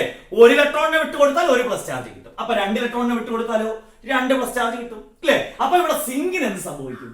ഓക്സിഡേഷൻ. സിങ്കിന് ആദ്യം ചാർജ് വല്ലതും ഉണ്ടോ? ഇല്ല ഇല്ലേ? ഇനി നമ്മൾ കഴിഞ്ഞ കൊല്ലം പഠിച്ച അതേ ഇക്വേഷൻ കേട്ടോ. ഓക്സിഡേഷന്റെ ഇക്വേഷൻ അല്ലെങ്കിൽ ഓക്സീകരണത്തിന്റെ ഇക്വേഷൻ എങ്ങനെ എഴുതും? അത് നമ്മൾ കഴിഞ്ഞ കൊല്ലം പഠിച്ചതാണ്. ഓക്സിഡേഷന്റെ ഇക്വേഷൻ എഴുതുമ്പോൾ എപ്പോഴും വിട്ടുകൊടുക്കുന്ന ഇലക്ട്രോണിന്റെ എണ്ണം ആരോയുടെ അപ്പുറമാണ് നമ്മൾ എഴുതുന്നത്. റിഡക്ഷനിൽ ആരോയുടെ ഇപ്പുറം. ഇവിടെ സിങ്ക് എന്ന് പറയുന്ന ആറ്റം സിങ്ക് ആയിട്ട് തന്നെ ഇവിടെ ഉണ്ടായിരുന്നു അല്ലേ? പക്ഷേ റിയാക്ഷൻ കഴിഞ്ഞപ്പോൾ അത് എന്തായിട്ട് മാറി? Zn2+ ആയി അല്ലേ? കൂടെ എത്ര ഇലക്ട്രോണും ഇയാൾ വിട്ടുകൊടുക്കും? 2 ഇലക്ട്രോൺ. കണ്ടോ കണ്ടോ? അപ്പൊ ഓക്സിഡേഷൻ അല്ലെങ്കിൽ ഓക്സീകരണത്തിന്റെ ഇക്വേഷൻ കണ്ടോ? Zn gives Zn2+ 2 electron. ഇനി അത് തെറ്റുവോ? കഴിഞ്ഞ കൊല്ലം പഠിച്ച കാര്യങ്ങളാണ് ഇനി കൂടുതൽ വരുന്നത് കേട്ടോ. അപ്പൊ Zn gives Zn2+ 2 ഇലക്ട്രോൺ. ഏത്? ഓക്സിഡേഷൻ അല്ലെങ്കിൽ ഓക്സീകരണം. ഓക്കെ ആണല്ലോ? ഇനി നമുക്ക് ഇതിന്റെ അകത്ത് റിഡക്ഷന്റെ ഇക്വേഷൻ എഴുതാം. റിഡക്ഷൻ അല്ലെങ്കിൽ നിരോക്സീകരണം നടക്കുന്ന ആർക്കാണെന്ന് ഓൾറെഡി ഞാൻ പറഞ്ഞു, കോപ്പറിനാണ് ഇല്ലേ? കോപ്പറിനാണ് നടക്കുന്നത്. അപ്പൊ അതിന്റെ ഇക്വേഷൻ എഴുതി നോക്കാം ഇല്ലേ? അത് ഇതിന്റെ അകത്ത് തന്നെ നോക്കിയാൽ മതി. ആദ്യം Cu2+ ആയിരുന്നു ആണല്ലോ. Cu2+ Cu ആയിട്ട് മാറി. അതിന് ചാർജ് ഇല്ലാതാണ് അല്ലേ? ചാർജ് ഇല്ലാതാവണമെങ്കിൽ ഈ 2+ ചാർജ് പോണ്ടേ? 2+ ചാർജ് പോകണമെന്നുണ്ടെങ്കിൽ അത് 2 ഇലക്ട്രോണിനെ അക്സെപ്റ്റ് ചെയ്യണം. അപ്പൊ Cu2+ 2 ഇലക്ട്രോൺ ഗീവ്സ് C. ഇത് നമ്മൾ കഴിഞ്ഞ കൊല്ലം പഠിച്ചതാണ്. ഇത് ഓക്സിഡേഷൻ. ഓക്സിഡേഷനകത്ത് ഞാൻ ഇലക്ട്രോൺ എഴുതിയേക്കുന്ന എവിടെയാണെന്ന് നോക്കിയേ, ആരോയുടെ അപ്പുറമാണ് കണ്ടോ? ഇനി അടുത്ത റിഡക്ഷന്റെ അകത്ത് അല്ലെങ്കിൽ നിരോക്സീകരണത്തിൽ ഞാൻ ഇലക്ട്രോൺ എഴുതിയേക്കുന്ന എവിടെയാ? ആരെവിടെ? ഇപ്പുറവുമാണ്. ക്ലിയർ ആയോ? ഇതിന്റെ അർത്ഥം എന്ന് പറഞ്ഞാൽ സിങ്ക് എന്ന് പറയുന്ന ഒരു എലമെന്റ് 2 ഇലക്ട്രോണിനെ വിട്ടുകൊടുത്ത് Zn2+. കറക്റ്റ് ആണോ നോക്കിയേ? ആയില്ലേ? ആ Zn2+ സൾഫേറ്റുമായിട്ട് ചേർന്ന് ആണല്ലോ. ഇനി അടുത്ത രണ്ടാമത്തെ ആളുടെ ഇക്വേഷൻ നോക്കി. Cu2+ ആയിരുന്നു. ഇയാള് ഈ സിങ്ക് വിട്ടുകൊടുത്ത 2 ഇലക്ട്രോണിനെ അക്സെപ്റ്റ് ചെയ്യും. ഇല്ലേ? ഇലക്ട്രോണിനെ സ്വീകരിക്കുന്ന അല്ലെങ്കിൽ അക്സെപ്റ്റ് ചെയ്യുന്ന പ്രക്രിയയാണ് ഇത് റിഡക്ഷൻ അല്ലെങ്കിൽ നിരോക്സീകരണം. അങ്ങനെ സ്വീകരിച്ചപ്പോൾ ഇയാൾക്ക് ഈ 2 ചാർജ് അങ്ങ് പോകൂലേ? 2 ഇലക്ട്രോണിനെ അക്സെപ്റ്റ് ചെയ്ത് കഴിഞ്ഞാൽ 2 മൈനസ് ചാർജ് ആണ് വരുന്നത്. 2 പ്ലസ് ചാർജ് 2 മൈനസ് ചാർജ് കഴിഞ്ഞാൽ പിന്നെ ചാർജ് ഇല്ല, അപ്പൊ 0 ആണ്. കണ്ടോ? അതാണ് ഏതിന്റെ ഇക്വേഷൻ? നിരോക്സീകരണത്തിന്റെ ഇക്വേഷൻ. കേട്ടല്ലോ? അപ്പൊ ഇനി നമ്മൾ കോമൺ ആയിട്ട് പഠിച്ചു വെക്കാനുള്ളതായിട്ട് അടുത്ത് ഞാൻ പറയുന്നത്, ഒരു ഡിസ്പ്ലേസ്മെന്റ് റിയാക്ഷനിൽ നമ്മൾ ആദ്യം നോക്കാനുള്ളത് സൊല്യൂഷന്റെ അകത്തൊരു മെറ്റൽ കാണും, അല്ലെങ്കിൽ ആ ലായനിക്കകത്ത് ഒരു മെറ്റൽ കാണും. ഇല്ലേ? ആ മെറ്റലിന് റിയാക്ടിവിറ്റി കുറവായിരിക്കണം. അതാണ് ഒന്നാമത്തെ കണ്ടീഷൻ. കേട്ടോ? പിന്നെ നമ്മൾ ഡിപ്പ് ചെയ്ത് വെക്കുന്ന ഒരു മെറ്റൽ കാണും. ഞാൻ ആദ്യം വരച്ചപ്പോഴത്തേന് കാണിച്ചു തന്നാലും ഇല്ലേ? നമ്മൾ മുക്കി വെക്കുന്ന ഒരു മെറ്റൽ കാണും. അതിനെന്ത് കൂടുതലായിരിക്കണം? റിയാക്ടിവിറ്റി ആ സൊല്യൂഷനിലുള്ള മെറ്റലിനേക്കാൾ കൂടുതലായിരിക്കണം. അങ്ങനെയാണെങ്കിൽ മാത്രമേ ഏത് റിയാക്ഷൻ നടക്കൂ? ഡിസ്പ്ലേസ്മെന്റ് റിയാക്ഷൻ അല്ലെങ്കിൽ ആദേശ രാസപ്രവർത്തനം നടക്കും. അതാണ് നമ്മൾ ഓർത്തിരിക്കാനുള്ള ഒന്നാമത്തെ കാര്യം. കേട്ടോ? മുക്കി വച്ചിരിക്കുന്ന സൊല്യൂഷന്റെ അകത്തുള്ള മെറ്റലിന് റിയാക്ടിവിറ്റി കുറവും മുക്കി വയ്ക്കുന്ന റോഡിന് റിയാക്ടിവിറ്റി കൂടുതലുമായിരിക്കും. ദണ്ടിന് റിയാക്ടിവിറ്റി കൂടുതലുമായിരിക്കും. അതാണ് ഒന്നാമത്തെ കണ്ടീഷൻ. കേട്ടോ? കാരണം നമ്മൾ എക്സാമിന് തരുമ്പോൾ 3 ഒരുമിച്ചായിരിക്കും തരുന്നത്. എന്നിട്ട് അതിൽ നിന്ന് കണ്ടുപിടിച്ചതാണ് എനിക്ക് പറയുന്നത്. അപ്പൊ അതൊരു കൺഫ്യൂഷൻ വരും. ഇനി രണ്ടാമത്തത് ഓക്സിഡേഷനും റിഡക്ഷനും കണ്ടുപിടിക്കുക ആണല്ലോ. അപ്പൊ അങ്ങനെ ഡിസ്പ്ലേസ്മെന്റ് നടക്കില്ലേ? നമ്മൾ കണ്ടുപിടിച്ചു ഇല്ലേ? അപ്പൊ ഡിസ്പ്ലേസ്മെന്റ് നടക്കുകയാണെങ്കിൽ അതിനകത്ത് 2 റിയാക്ഷനും കാണും. ഏതൊക്കെ കാണും? ഓക്സിഡേഷനും കാണും, റിഡക്ഷനും കാണും. ഓക്സീകരണവും കാണും, നിരോക്സീകരണവും കാണും. ഇല്ലേ? അപ്പൊ അവിടെ ഓക്സീകരണം അല്ലെങ്കിൽ ഇലക്ട്രോണുകളെ വിട്ടുകൊടുക്കുന്നത് എപ്പോഴും റിയാക്ടിവിറ്റി കൂടിയ ആളായിരിക്കും. ഇവിടെ റിയാക്ടിവിറ്റി കൂടിയ സിങ്ക് അല്ലേ? സിങ്കിലും ഓക്സിഡേഷൻ നടന്നു ഇല്ലേ? ഇലക്ട്രോണിനെ വിട്ടുകൊടുത്തു. എല്ലാ ഡിസ്പ്ലേസ്മെന്റ് റിയാക്ഷനിലും ഇത് കോമൺ ആണ്. കേട്ടോ? ഇനിയിപ്പോ റിഡക്ഷൻ അല്ലെങ്കിൽ നിരോക്സീകരണം നടക്കുന്ന ആർക്കാണ്? റിയാക്ടിവിറ്റി കുറഞ്ഞ ആളിനായിരിക്കും. റിയാക്ടിവിറ്റി കുറഞ്ഞ ആളാരാ? അവിടെ കോപ്പറാണ്. അയാൾ ഇലക്ട്രോണിനെ സ്വീകരിക്കേണ്ടി വന്നു. ക്ലിയർ ആയോ? ഈ കാര്യം കറക്റ്റ് ആയിട്ട് പഠിച്ചു. കേട്ടല്ലോ? ഇനി ഒരു ഡിസ്പ്ലേസ്മെന്റ് റിയാക്ഷൻ എന്ന് പറയുന്നത് ഒരു റിഡോക്സ് പ്രവർത്തനം അല്ലെങ്കിൽ റെഡോക്സ് റിയാക്ഷൻ ആണ്. എന്താ റെഡോക്സ് റിയാക്ഷൻ എന്ന് പറഞ്ഞാൽ നമ്മൾ കഴിഞ്ഞ പഠിച്ചതാണ്. റെഡോക്സ് റിയാക്ഷൻ ഓക്സിഡേഷനും റിഡക്ഷനും ഒരേ സമയം അല്ലെങ്കിൽ സൈമൾട്ടേനിയസ് ആയിട്ട് നടക്കുകയാണെങ്കിൽ ആ റിയാക്ഷനുകളെ നമ്മൾ വിളിക്കുന്ന പേരാണെന്ത്? Redox reaction. ഇല്ലേ? ഇവിടെ നോക്ക്, ഓക്സിഡേഷനും റിഡക്ഷനും ഒരുമിച്ചല്ലേ നടന്നത്. അപ്പോ ഒരു ഡിസ്പ്ലേസ്മെന്റ് റിയാക്ഷൻ അല്ലെങ്കിൽ ആദേശ രാസപ്രവർത്തനം എന്ന് പറയുന്നത് ഏത് ഉദാഹരണമാണ്? ഒരു റെഡോക്സ് റിയാക്ഷൻ അല്ലെങ്കിൽ റെഡോക്സ് പ്രവർത്തനത്തിന് ഉദാഹരണമാണ്. ക്ലിയർ ആണല്ലോ? അത് ക്ലിയർ ആയില്ലേ? ഇത്രയും കാര്യങ്ങൾ. അപ്പൊ ഒരു എക്സാമ്പിൾ കഴിഞ്ഞു. ഞാൻ അടുത്തൊരു എക്സാമ്പിൾ പറയാം. നമുക്ക് 2-3 എക്സാമ്പിൾ കഴിഞ്ഞിട്ട് അടുത്തതിലോട്ട് പോകും. കേട്ടോ? കാരണം ഇത് നമ്മുടെ എക്സാമിന് വളരെ വേണ്ടപ്പെട്ട ടോപ്പിക്കുകളാണ് ഇനി കിടക്കുന്ന മൊത്തം. കേട്ടോ? ഇതിൽ നിന്ന് ഏതെങ്കിലും 1-2 സ്ഥിരമായിട്ട് ചോദിക്കാറുണ്ട്. ഓക്കെ? അപ്പൊ ഒരെണ്ണം ഞാൻ എക്സാമ്പിൾ പറഞ്ഞു. ഞാൻ രണ്ടാമതൊരു എക്സാമ്പിൾ സെയിം പാറ്റേണിലുള്ള എക്സാമ്പിൾ ആണ് അടുത്ത് പറയാൻ പോകുന്നത്. ഓക്കെ, നമുക്ക് രണ്ടാമതൊരു എക്സാമ്പിൾ നോക്കാം. ഞാൻ 2 ബീക്കറിലെടുത്തേക്ക്, ഇവിടെ ഒന്നല്ല 2 ബീക്കർ ഞാൻ എടുത്തു. ഒന്നിന്റെ അകത്ത് ഞാൻ ഫെറസ് സൾഫേറ്റ് സൊല്യൂഷനും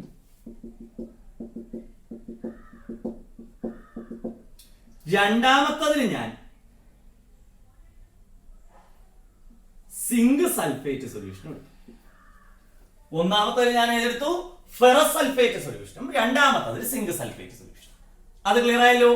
എന്നിട്ട് ഞാൻ ആദ്യത്തതിൽ ഫെറസ് സൾഫേറ്റ് സൊല്യൂഷനിൽ സിങ്ക് റോഡിനെ ഡിപ്പ് ചെയ്ത് വെച്ചു, മുക്കി വെച്ചു. കേട്ടോ? ഫെറസ് സൾഫേറ്റ് സൊല്യൂഷനിൽ ഏതിനെ മുക്കി വെച്ചു? സിങ്ക് റോഡ് അല്ലെങ്കിൽ സിങ്ക് ദണ്ടിനെ മുക്കി വെച്ചു. രണ്ടാമത്തതിൽ സിങ്ക് സൾഫേറ്റ് സൊല്യൂഷനിൽ ഞാൻ ഫെറം അല്ലെങ്കിൽ അയൺ ഇരുമ്പിന്റെ ഒരു റോഡ് മുക്കി വെച്ചു. ക്ലിയർ ആയല്ലോ? ശ്രദ്ധിച്ച് നോക്കിക്കോളണം. ഫെറസ് സൾഫേറ്റ് സൊല്യൂഷനിൽ സിങ്ക് മുക്കി വെച്ചു, സിങ്ക് സൾഫേറ്റ് സൊല്യൂഷനിൽ ഫെറം മുക്കി വെച്ചു അല്ലെങ്കിൽ അയൺ മുക്കി വെച്ചു. ഇതിന്റെ അകത്ത് ഏതിൽ ഡിസ്പ്ലേസ്മെന്റ് റിയാക്ഷൻ നടക്കും എന്നുള്ളത് ആദ്യം കണ്ടുപിടിക്കാൻ പഠിക്കുക. കേട്ടോ? വളരെ സിമ്പിൾ ആണ്. നേരെ ഇതിന്റെ അകത്തുള്ള മെറ്റൽ നോക്കിയാൽ മതി. സൊല്യൂഷന്റെ അകത്തുള്ള മെറ്റൽ ഫെറം അല്ലേ? ഡിപ്പ് ചെയ്ത് വെച്ചേക്കുന്ന മെറ്റൽ സിങ്ക്. ഏതിനാ റിയാക്ടിവിറ്റി കൂടുതൽ നോക്കിയാൽ പോരെ? സിമ്പിൾ ആണ്. റിയാക്ടിവിറ്റി കൂടുതലാർക്കാ? ഫെറത്തിനേക്കാൾ റിയാക്ടിവിറ്റി കൂടുതൽ ആർക്കുണ്ട്? സിങ്കിനുണ്ട്. അപ്പൊ ഇതിന്റെ അകത്ത് എന്ത് നടക്കും? ഡിസ്പ്ലേസ്മെന്റ് റിയാക്ഷൻ നടക്കും. പക്ഷെ ഇതിന് നടക്കുമെന്ന് നോക്കിക്കേ, അല്ലേ? നമ്മൾ ആ റിയാക്ടിവിറ്റി സീരീസിന്റെ ഉപയോഗം ഉണ്ടെന്ന് കേട്ടോ. റിയാക്ടിവിറ്റി സീരീസിന്റെ ഉപയോഗം നമുക്ക് ഇവിടെയാണ് മെയിൻ ആയിട്ട് വരുന്നത്, ഇല്ലേ? അപ്പൊ അതിനാണ് നമ്മൾ ഈ കോഡ് വെച്ച് പഠിക്കാൻ പറഞ്ഞത്. ഇപ്പോ PSC യിൽ ജോലിയുള്ള അപ്പൊ തന്നെ 3 അതിനകത്തുള്ള ആൾക്കാരൊന്നും ഇതിനകത്തില്ല. പിന്നെ പറഞ്ഞു എം അസീൻ കണ്ടോ, എം അസീൻ എന്നാണ് പറഞ്ഞത്. അലൂമിനിയം, പിന്നെ ഏത്? ആദ്യം മഗ്നീഷ്യം, അത് കഴിഞ്ഞാൽ അലൂമിനിയം, അത് കഴിഞ്ഞാൽ ഏതാ? അസീൻ എന്നല്ലേ പറഞ്ഞത്. അപ്പോ അലൂമിനിയം കഴിഞ്ഞാൽ അടുത്ത സിങ്ക്. സിങ്ക് കഴിച്ചിട്ടില്ലേ അയൺ വരൂ. അപ്പൊ ഇവിടെ ഡിസ്പ്ലേസ്മെന്റ് റിയാക്ഷൻ നടക്കൂല. എന്താ കാര്യം? സിങ്കിനേക്കാൾ റിയാക്ടിവിറ്റി കുറവാണ് ഏതിന്? ഫെറത്ത്. കണ്ടോ? അപ്പൊ ഡിസ്പ്ലേസ്മെന്റ് റിയാക്ഷൻ ഞാൻ കണ്ടുപിടിച്ച എങ്ങനെയാണെന്ന് കണ്ടോ? ഏത് നോക്കി ഞാൻ നമ്മുടെ റിയാക്ടിവിറ്റി സീരീസ് ക്രിയാശീല ശ്രേണി നോക്കി. എന്നിട്ട് ഇതിന്റെ അകത്തുള്ള 2 മെറ്റൽസിനെ ആദ്യം തിരിച്ചറിഞ്ഞു. സൾഫേറ്റിനേക്ക് അങ്ങ് കളയുക. ചിലപ്പോൾ സൾഫേറ്റ് ആയിരിക്കും, ചിലപ്പോൾ നൈട്രേറ്റ് ആയിരിക്കും. അതങ്ങ് കളയുക. എന്നിട്ട് ബാക്കി വരുന്ന മെറ്റലിനെ മാത്രം നോക്കിയാൽ. അപ്പൊ ഇവിടെ സിങ്കും ഫെറത്തിന്റെ സൊല്യൂഷന്റെ അകത്ത് സിങ്കിനെ മുക്കി വെച്ചേക്കും, ഇല്ലേ? എപ്പോഴും ഞാൻ പറഞ്ഞ കണ്ടീഷൻ എന്താ? മുക്കി വച്ചിരിക്കുന്ന മെറ്റൽ ഏതാണോ അതിന് റിയാക്ടിവിറ്റി കൂടുതൽ. ഇവിടെ ഇതിന് സിംഗിളിന്റെ റിയാക്ടിവിറ്റി കൂടുതൽ, ഫെറത്തിന് കുറവാണ്. അപ്പൊ ഇവിടെ ഡിസ്പ്ലേസ്മെന്റ് നടക്കും. ഇവിടെ നടക്കുമോ? ഇവിടെ നടക്കത്തില്ല. എന്താ കാര്യം? സിങ്കിനേക്കാൾ റിയാക്ടിവിറ്റി കുറവല്ലേ ഫെറത്തിന്? ആണല്ലോ. അത് ക്ലിയർ ആയില്ലേ? അപ്പോ ഏത് കഴിഞ്ഞു? നമ്മൾ ഡിസ്പ്ലേസ്മെന്റ് റിയാക്ഷൻ കണ്ടുപിടിക്കാൻ പഠിച്ചു, ഇല്ലേ? അപ്പൊ നമുക്ക് ഈ ഏതിനെ ഒഴിവാക്കാം? ഇതിനെ ഒഴിവാക്കാം. കാരണം ഇതിന്റെ എന്ത് നടക്കത്തില്ല? ഡിസ്പ്ലേസ്മെന്റ് റിയാക്ഷൻ നടക്കത്തില്ല. ഓക്കെ ആണല്ലോ. അപ്പൊ നമ്മൾ ഇതിനെയും കളയും. അപ്പൊ ഡിസ്പ്ലേസ്മെന്റ് റിയാക്ഷൻ നടക്കുന്നത് ഏതിലാണെന്ന് നമുക്ക് മനസ്സിലായി. ഇതിന്റെ അകത്താണ് നടക്കുന്നത്, ഇല്ലേ? ഇവിടെ ഇപ്പൊ സിങ്ക് ആരെ ഡിസ്പ്ലേസ് ചെയ്യും? ഫെറത്തിനെ ഡിസ്പ്ലേസ് ചെയ്യും. ഒരിക്കലും ഫെറം ഡിസ്പ്ലേസ് സിങ്ക് എന്ന് എഴുതി കളയരുത്. കാരണം ഒരിക്കലും ഫെറം അല്ലെങ്കിൽ അയണിന് സിങ്കിനെ ഡിസ്പ്ലേസ് ചെയ്യാൻ പറ്റില്ല. എന്താ കാര്യം? സിങ്കിനേക്കാൾ റിയാക്ടിവിറ്റി കുറഞ്ഞ ആളല്ലേ ഫെറം. ഡിസ്പ്ലേസ് ചെയ്യണമെന്നുണ്ടെങ്കിൽ ഈ ആൾക്ക് റിയാക്ടിവിറ്റി കൂടുതലായിരിക്കും. എന്നാൽ മാത്രമേ ഡിസ്പ്ലേസ്മെന്റ് കേട്ടോ. അപ്പൊ zinc displaces ferrum from its solution എന്നാണ് ഈ ക്വസ്റ്റ്യന്റെ ആൻസർ കേട്ടോ. What happens in this reaction എന്ന് ചോദിച്ചാൽ അതിന്റെ ആൻസർ അതാണ് കേട്ടോ. ഈ രാസപ്രവർത്തനത്തിൽ എന്ത് മാറ്റമാണ് നടക്കുന്നതെന്ന് ചോദിച്ചു കഴിഞ്ഞാൽ അതിന്റെ കറക്റ്റ് ആൻസർ എന്തോന്നാ? Zinc displaces ferrum from its solution അല്ലെങ്കിൽ ഫ്രം ഫെറസ് സൾഫേറ്റ് കേട്ടോ. സിങ്ക് ഏതിനെ? ഇരുമ്പിനെ ഏതിൽ നിന്ന് നീക്കം ചെയ്യുന്നു? അതിന്റെ ലായനിയിൽ നിന്നും ആദേശം ചെയ്യുന്നു എന്ന് തന്നെ. നീക്കം ചെയ്യുന്ന ആദേശം ചെയ്യുന്നു, ഇല്ലേ? ഇനി നമുക്ക് ഇതിന്റെ ഇക്വേഷൻ എഴുതാം. ഇക്വേഷൻ വളരെ സിമ്പിൾ ആണ്. Zn plus FeSO4 റിയാക്ഷൻ തുടങ്ങിയപ്പോ ഈ പരുവത്തിലായി, ഇല്ലേ? ഇപ്പൊ ഇവിടെ സിങ്കിന്റെ മോളിക്യൂൾസ് എങ്ങോട്ട് ഇറങ്ങും? സൊല്യൂഷന്റെ അകത്തേക്ക് ഇറങ്ങും. ഫെറത്തിന്റെ മോളിക്യൂൾസ് വന്ന് സിങ്കിലോട്ട് പിടിക്കുകയും ചെയ്യും, ആണല്ലോ. അപ്പൊ ഇവിടെ സംഭവിക്കും, ഇതിനെ അങ്ങോട്ട് തിരിച്ചെഴുതിയാൽ മതി. Fe plus ZnSO4 കണ്ടോ? Fe plus ZnSO4. അപ്പോ നമ്മുടെ റിയാക്ഷൻ ഇക്വേഷൻ. ഇനി നമുക്ക് ഇതിന്റെ ഓക്സിഡേഷൻ സ്റ്റേറ്റ് വേണമെങ്കിൽ എഴുതി നോക്കിയാൽ കേട്ടോ. ഓക്സിഡേഷൻ സ്റ്റേറ്റ് എഴുതാൻ നിർബന്ധമില്ല, ഡയറക്റ്റ് എഴുതാൻ പറ്റണേ ഡയറക്റ്റ് എഴുതും. ഓക്സിഡേഷൻ സ്റ്റേറ്റ് നമ്മൾ എഴുതുകയാണെങ്കിൽ Zn ഫ്രീ സ്റ്റേറ്റ് ആണ്, 0 ആണ്. അടുത്തത് FeSO4. SO4 2- ആണ്, നമ്മൾ കഴിഞ്ഞ കൊല്ലം പഠിച്ചിട്ടുണ്ട്. അപ്പൊ Fe ഏതായിരിക്കും? 2+ ആയി ഗീവ്സ്. അടുത്തത് നോക്കിയേ, Fe ഫ്രീ സ്റ്റേറ്റ് ആയി, ചാർജ് ഒന്നും ഇല്ല കേട്ടോ. അടുത്തത് ZnSO4. SO4ന്റെ ചാർജ് നമുക്ക് 2- അറിയാം. അപ്പൊ Zn ചാർജ് 2+. ക്ലിയർ ആണല്ലോ? ഓക്കെ അല്ലേ? ഇത്രയും കാര്യങ്ങൾ. ഇനി നമുക്ക് ഇതിന്റെ അകത്ത് ഓക്സിഡേഷനും റിഡക്ഷൻ കേട്ടോ. ഞാൻ ഓരോ സ്റ്റെപ്പുകളും പറയുന്നത് കറക്റ്റ് നോക്കിയിരുന്നാൽ മതി. കറക്റ്റ് നമുക്ക് ആൻസർ എഴുതാൻ പറ്റും കേട്ടോ. ഒരു തെറ്റില്ല, ആൻസർ എഴുതാൻ പറ്റും. ഇവിടെ നമുക്ക് റിയാക്ടിവിറ്റി കൂടിയ ആളാരാ? സിങ്ക് ആണ്. റിയാക്ടിവിറ്റി കുറഞ്ഞ ആള് ഫെറവും, അല്ലേ? അപ്പൊ പിന്നെ ഒന്നും നോക്കാനല്ലോ. ഓക്സിഡേഷൻ നടക്കുന്നത് സിങ്കിനും റിഡക്ഷൻ അല്ലെങ്കിൽ ഓക്സീകരണം നടക്കുന്നത് സിങ്കിനും റിഡക്ഷൻ അല്ലെങ്കിൽ നിരോക്സീകരണം നടക്കുന്നത് ഇരുമ്പിനുമായിരിക്കും. സംശയം ഉണ്ടെങ്കിൽ എന്ത് ചെയ്യുക? ഓക്സിഡേഷൻ നമ്പർ വെച്ചൊന്ന് ചെക്ക് ചെയ്യുക കേട്ടോ. അത്രയേ ഉള്ളൂ. സിങ്ക് 0ൽ നിന്ന് 2+ ആയി. ഓക്സിഡേഷൻ നമ്പർ കൂടിയോ നോക്കിയേ, 0ൽ നിന്ന് 2+. അപ്പൊ എന്തോന്നായി? Increase in oxidation number, oxidation അല്ലെങ്കിൽ ഓക്സീകരണം. അടുത്ത Fe നോക്കിക്കേ, 2+ൽ നിന്ന് 0 ആയി, റിഡക്ഷൻ. ക്ലിയർ അല്ലേ? ഇനി നമുക്ക് ഈ ഓക്സിഡേഷന്റെയും റിഡക്ഷന്റെയും ഇക്വേഷൻ എഴുതി നോക്കാം. ഓക്കെ, ആദ്യം നമ്മൾ ഓക്സിഡേഷന്റെ ഇക്വേഷൻ ആണ് എഴുതുന്നത്. ഓക്സിഡേഷൻ എന്ന് പറഞ്ഞാൽ ഓക്സീകരണം. ആർക്കാ സംഭവിച്ചതെന്നല്ല നമുക്ക് ഇത് നോക്കുമ്പോൾ അറിയാം. സിങ്കിനാണ് സംഭവിച്ചത്. Z എഴുതുമ്പോ എങ്ങനെ എഴുതണമെന്നാ പറഞ്ഞേ? Zn gives Zn2+ എത്ര ഇലക്ട്രോൺ? 2 ഇലക്ട്രോൺ. കണ്ടോ? ഓക്സിഡേഷൻ ഇക്വേഷൻ ഇത്രയേ ഉള്ളൂ, കഴിഞ്ഞു. Zn gives Zn2+ + 2 electron. ഇനി അടുത്ത് നമ്മൾ എഴുതുന്ന റിഡക്ഷൻ ഇക്വേഷൻ ആണ്. അല്ലെങ്കിൽ നിരോക്സീകരണം. നിരോക്സീകരണം നടക്കുന്ന ആർക്കാണെന്ന് നമുക്ക് പെട്ടെന്ന് കിട്ടി. ഒന്നുകിൽ റിയാക്ടിവിറ്റി വെച്ച് നോക്ക്, എന്നിട്ട് നമ്മൾ ഈ ഇക്വേഷൻ വെച്ച് എഴുതി കേട്ടോ. റിയാക്ടിവിറ്റി വെച്ച് നോക്കുന്നതാണ് നമുക്ക് എളുപ്പം കേട്ടല്ലോ. ഇവിടെ നമുക്ക് Fe2+ ആയിരുന്നു ഇല്ലേ? റിഡക്ഷന്റെ ഇക്വേഷൻ എഴുതുമ്പോൾ ഇലക്ട്രോണിന്റെ എണ്ണം എവിടെ എഴുതണമെന്ന് പറഞ്ഞ് ഇവിടുത്തെ ചാർജിനനുസരിച്ച് വേണം നമ്മൾ ഇലക്ട്രോണിന്റെ എണ്ണം എഴുതാൻ. ഇവിടെ 2+ ചാർജ് ഉണ്ട് ഇല്ലേ? അപ്പൊ 2 ഇലക്ട്രോൺസ് അക്സെപ്റ്റ് ചെയ്യണം. അപ്പൊ എന്തായിട്ട് മാറും? Fe ആയിട്ട് മാറും. കണ്ടോ? കഴിഞ്ഞു. ഏത് കഴിഞ്ഞു? നമ്മുടെ ഓക്സിഡേഷന്റെയും റിഡക്ഷന്റെയും ഇക്വേഷൻ കഴിഞ്ഞു. കണ്ടോ? അപ്പൊ ഇത് അടുത്തൊരു എക്സാമ്പിൾ ആണ്. ഇപ്പൊ 2 എക്സാമ്പിൾ ആയില്ലേ? ആണല്ലോ. ഇനി നമുക്ക് ഒരെണ്ണം കൂടെ ഏതാന്ന് പറയാം. ഡിസ്പ്ലേസ്മെന്റ് റിയാക്ഷൻ പറയാം കേട്ടോ. ഞാൻ ഇതിന്റെ അകത്ത് 3 എക്സാമ്പിൾ പറയുന്നുണ്ട്. എല്ലാത്തിനും ഇത്രയും പറഞ്ഞുകൊണ്ടിരിക്കത്തില്ല കേട്ടോ. കാരണം ഇത് നമുക്ക് പ്രധാനമായിട്ടും പഠിച്ചിരിക്കാനുള്ള സാധനം ഏതാ? Displacement reaction. ഓക്കെ ആണല്ലോ. ഇനി നമുക്ക് ഇതിന്റെ അകത്ത് ഇപ്പൊ നമുക്ക് എഴുതാൻ എളുപ്പമായി അല്ലെ? ഒത്തിരി വ്യത്യാസം വരുന്ന സിൽവറിന്റെ കേസ് വരുമ്പോഴത്തേന് ചെറിയ ഒരു വ്യത്യാസം വരും കേട്ടല്ലോ. അപ്പൊ നമുക്ക് സിൽവർ വെച്ചിട്ടുള്ള ഒരു ഡിസ്പ്ലേസ്മെന്റ് റിയാക്ഷൻ ആണ് നോക്കാം. ഓക്കെ. അപ്പൊ ഇത്രയും കാര്യങ്ങൾ എല്ലാവരും എന്ത് ചെയ്യുക? കറക്റ്റ് ആയിട്ട് പഠിച്ചോളൂ കേട്ടോ. സിൽവറും കൂടെ ഞാനിപ്പോ പറയാം ഇതിന്റെ കൂടെ. Okay okay. അപ്പൊ നമുക്ക് ഇനി സിൽവറിന്റെ കൂടെ ഒരെണ്ണം നോക്കാം കേട്ടോ. സിൽവറിന്റെ കണ്ട എഴുതുമ്പോൾ ചെറിയ വ്യത്യാസമുണ്ട് കേട്ടോ. അപ്പൊ നമുക്ക് ഞാനിപ്പോ copper sulphate solution silver road മുക്കി വെച്ചു കേട്ടോ. തിരിച്ച് രണ്ടാമത് ഞാനൊരു സൊല്യൂഷനിലേക്ക്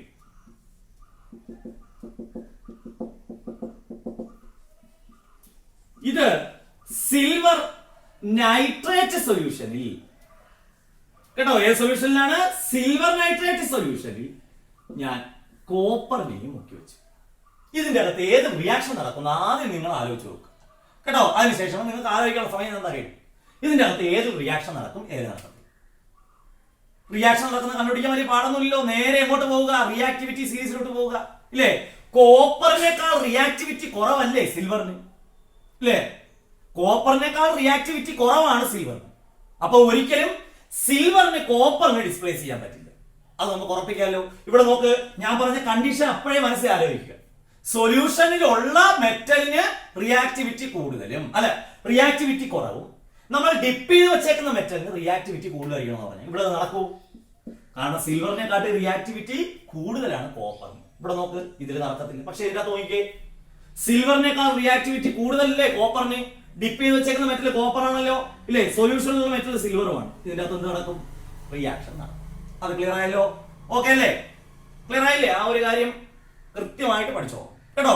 ഇനി നമ്മൾ എന്ത് ചെയ്യാൻ പോകും? ഇതിന്റെ ഇക്വേഷൻ എഴുതി നോക്കാൻ പോകും കേട്ടോ. ഇക്വേഷൻ എഴുതുമ്പോൾ സിൽവറിന് മാത്രം നമ്മൾ വേറെ പഠിച്ചാൽ മതി. എല്ലാത്തിന്റെ അകത്ത് ചെറിയ വ്യത്യാസമുണ്ട്. ബാക്കി എല്ലാത്തിന്റെയും ഇക്വേഷൻസ് ചെയ്യുവാൻ നേരത്തെ എഴുതണൊക്കെ തന്നെ എല്ലാം 2+ വെച്ചിട്ടുള്ള പരിപാടികളാണ് ബാക്കി എല്ലാത്തിലും കേട്ടോ. ഇതിന്റെ അകത്ത് മാത്രം 1+ വെച്ചിട്ടുള്ള കളിയാണ് കേട്ടോ. അതാണ് ഈ ഒരു വ്യത്യാസം വരുന്നത്. ഓക്കെ. അപ്പൊ നമുക്ക് ഈ സിൽവറിന്റെ എങ്ങനെ എഴുതുമെന്ന് നോക്കാം. ഓക്കെ ആണല്ലോ. അപ്പൊ ഇതാണ് റിയാക്ഷൻ നടക്കുന്നത്. ഞാൻ ഇത് മാറ്റി ഇങ്ങോട്ട് വരച്ചിട്ടുണ്ട് കേട്ടോ. റിയാക്ഷൻ നടക്കുന്ന ഇതിലാണ് അല്ലേ? അപ്പൊ നമുക്ക് ഇനി അതിന്റെ ഇക്വേഷൻ ഒന്ന് എഴുതി നോക്കാം. Cu ആണല്ലോ പ്ലസ് എഴുതുമ്പോ ശ്രദ്ധിച്ചോളണം 2AgNO3 gives. കാരണം പൊതുവെ കോപ്പർ കാണിക്കുന്ന ഓക്സിഡേഷൻ സ്റ്റേറ്റ് ഏറ്റവും കൂടുതൽ കാണിക്കുന്നത് 2+ ആണ് കേട്ടോ. അപ്പൊ ഇവിടെയും മിക്കവാറും വരുന്ന ഏത് ആയിരിക്കും? 2+ ആയിരിക്കും. പക്ഷേ സിൽവറിന്റെ ഓക്സിഡേഷൻ സ്റ്റേറ്റ് -1 ആണ് കേട്ടോ. അത് ഈക്വൽ ആക്കാൻ വേണ്ടിയാണ് നമ്മളിവിടെ 2 കൊടുക്കുന്നത്. ക്ലിയർ ആയോ? കോപ്പറിന് മിക്കവാറും വരുന്ന 2+ ആയിരിക്കും ആണല്ലോ. 0ൽ നിന്ന് അടുത്ത് നേരെ എവിടെ എത്തണം? 2+ എത്തണം ഇല്ലേ? അപ്പൊ ഇവിടത്തെ സിൽവറിന്റെ ഈക്വൽ ആവാൻ വേണ്ടിയാണ് നമ്മൾ എന്ത് കൊടുക്കുന്നത്? 2 കൊടുക്കുന്നത്. അപ്പൊ ഇവിടെ നോക്ക്, അപ്പൊ ഇവിടെ copper CuNO3 toys plus 2Ag എന്ന് കിട്ടും കണ്ടോ. ഇതാണ് അതിന്റെ ഇക്വേഷൻ കേട്ടല്ലോ. ഈ ഇക്വേഷൻ മാത്രം പ്രത്യേകം പഠിച്ചോളൂ. കാരണം ഇത് സിൽവർ ഉൾപ്പെടുന്നതാണ്. സിൽവർ ഉൾപ്പെടുന്ന എക്സാമിന് പൊതുവെ ചോദിക്കാറുണ്ട്. കാരണം അതിന്റെ ചാർജ് 2+ അല്ല 1+ ആണ്. അതാണ് വ്യത്യാസം. നേരത്തെ നമ്മൾ എടുത്ത എല്ലാ ചാർജുകൾ സെയിം ആയിരുന്നു, 2+ അല്ലേ, അല്ലെങ്കിൽ 2- അങ്ങനെ വരുന്നു. പക്ഷെ ഇവിടെ അങ്ങനെയല്ല കേട്ടോ. ഇവിടെ വ്യത്യാസമുണ്ട്. ഇനി നമുക്ക് ഇതിന്റെ ഓക്സിഡേഷൻ സ്റ്റേറ്റുകൾ ഇതിന്റെ അകത്ത് തന്നെ എഴുതിയിരുന്നു. കോപ്പർ ഫ്രീ സ്റ്റേറ്റ് 0 കേട്ടോ. സിൽവറിന്റെ ഓക്സിഡേഷൻ സ്റ്റേറ്റ് 1+ ആണ്, 2+ ഇല്ല കേട്ടോ. 1+ ആണ്. കാരണം NO3 1- കേട്ടോ. നേരത്തെ നമ്മൾ കോപ്പർ സൾഫേറ്റ് എടുത്തു, അത് Cu2+ഉം SO4 2- ആയിരുന്നു. ഇവിടെ Ag 1+ഉം NO3 1-. ഇനി ഇവിടെ നോക്കിക്കേ, ഇതേ കണ്ടോ, ഇവിടെയാണ് വ്യത്യാസം. കോപ്പറിന്റെ 2+ ആണ്, പക്ഷേ സിൽവറിന് എത്രയേ ഉള്ളൂ? 1- ഉള്ളൂ ഇല്ലേ? ഇത് 2+ വരണമെന്നുണ്ടെങ്കിൽ ഇത് 2+ വരികയാണെങ്കിൽ ഇതിന്റെ ഫുൾ ചാർജ് 2- വരണം. എന്നാലല്ലേ ആ കോമ്പൗണ്ട് പോസിബിൾ ഉള്ളൂ. ഇതെല്ലാം നമ്മൾ 9ാം ക്ലാസ്സിൽ പഠിച്ചതാണ് കേട്ടോ. ഇതിന്റെ ടോട്ടൽ ഓക്സിഡേഷൻ നമ്പറിന്റെ സം എന്ന് പറയുന്നത് എന്ത് വരണം? 0 വരണം. 0 വരണമെന്നുണ്ടെങ്കിൽ NO3 എത്ര എണ്ണം വരണം? 2 എണ്ണം വരണം. അതിനാണ് നമ്മൾ ഇവിടെ എത്ര കൊടുത്തത്? 2 കൊടുത്തത് കേട്ടോ. ഇനി 2Ag Ag മാത്രമല്ലേ ഉള്ളൂ, അതിന്റെ ഓക്സിഡേഷൻ സ്റ്റേറ്റ് എപ്പോഴും എത്രയായിരിക്കും? 0 ആയിരിക്കും. ക്ലിയർ ആണല്ലോ. ഇനി നമ്മൾ എന്ത് ചെയ്യുക? അപ്പോ നമുക്ക് ഓക്സിഡേഷനും റിഡക്ഷനും കിട്ടി. ഇതിന്റെ അകത്ത് നമുക്ക് ഓക്സിഡേഷൻ നടക്കുന്ന ആർക്ക് റിഡക്ഷൻ നടക്കുന്ന ആർക്ക് കണ്ടുപിടിക്കാൻ വലിയ പാടൊന്നുമില്ല. ഒന്നുകിൽ റിയാക്ടിവിറ്റി നോക്കുക, അല്ലെങ്കിൽ ഓക്സിഡേഷൻ നമ്പർ നോക്കുക. ഇവിടെ നമുക്ക് കോപ്പർ 0 ആയിരുന്നു, 0ൽ നിന്ന് 2+ ആയി. ഓക്സിഡേഷൻ അല്ലെങ്കിൽ ഓക്സീകരണം. ഓക്സീകരണ അവസ്ഥ കൂടെയല്ലേ ചെയ്ത് ഓക്സിഡേഷൻ നമ്പർ കൂടി. അടുത്ത ഇത് സിൽവർ +1ൽ 1+ നിന്ന് 0 ആയി. ഓക്സിഡേഷൻ നമ്പർ കുറയല്ലേ ചെയ്തത് അല്ലേ? അപ്പൊ അതേത്? നിരോക്സീകരണം. അത് ക്ലിയർ ആയല്ലോ അല്ലേ? അങ്ങനെ നിങ്ങൾക്ക് ഒരു കൺഫ്യൂഷൻ ഉണ്ടാവാതിരിക്കാൻ വേണ്ടിയാണ് നമ്മൾ ആദ്യം ഞാൻ പറഞ്ഞത്. റിയാക്ടിവിറ്റി കൂടിയ ആളെ എപ്പോഴും ഓക്സിഡേഷനും റിയാക്ടിവിറ്റി കുറഞ്ഞ ആളിന് എപ്പോഴും റിഡക്ഷൻ ആയിരിക്കും.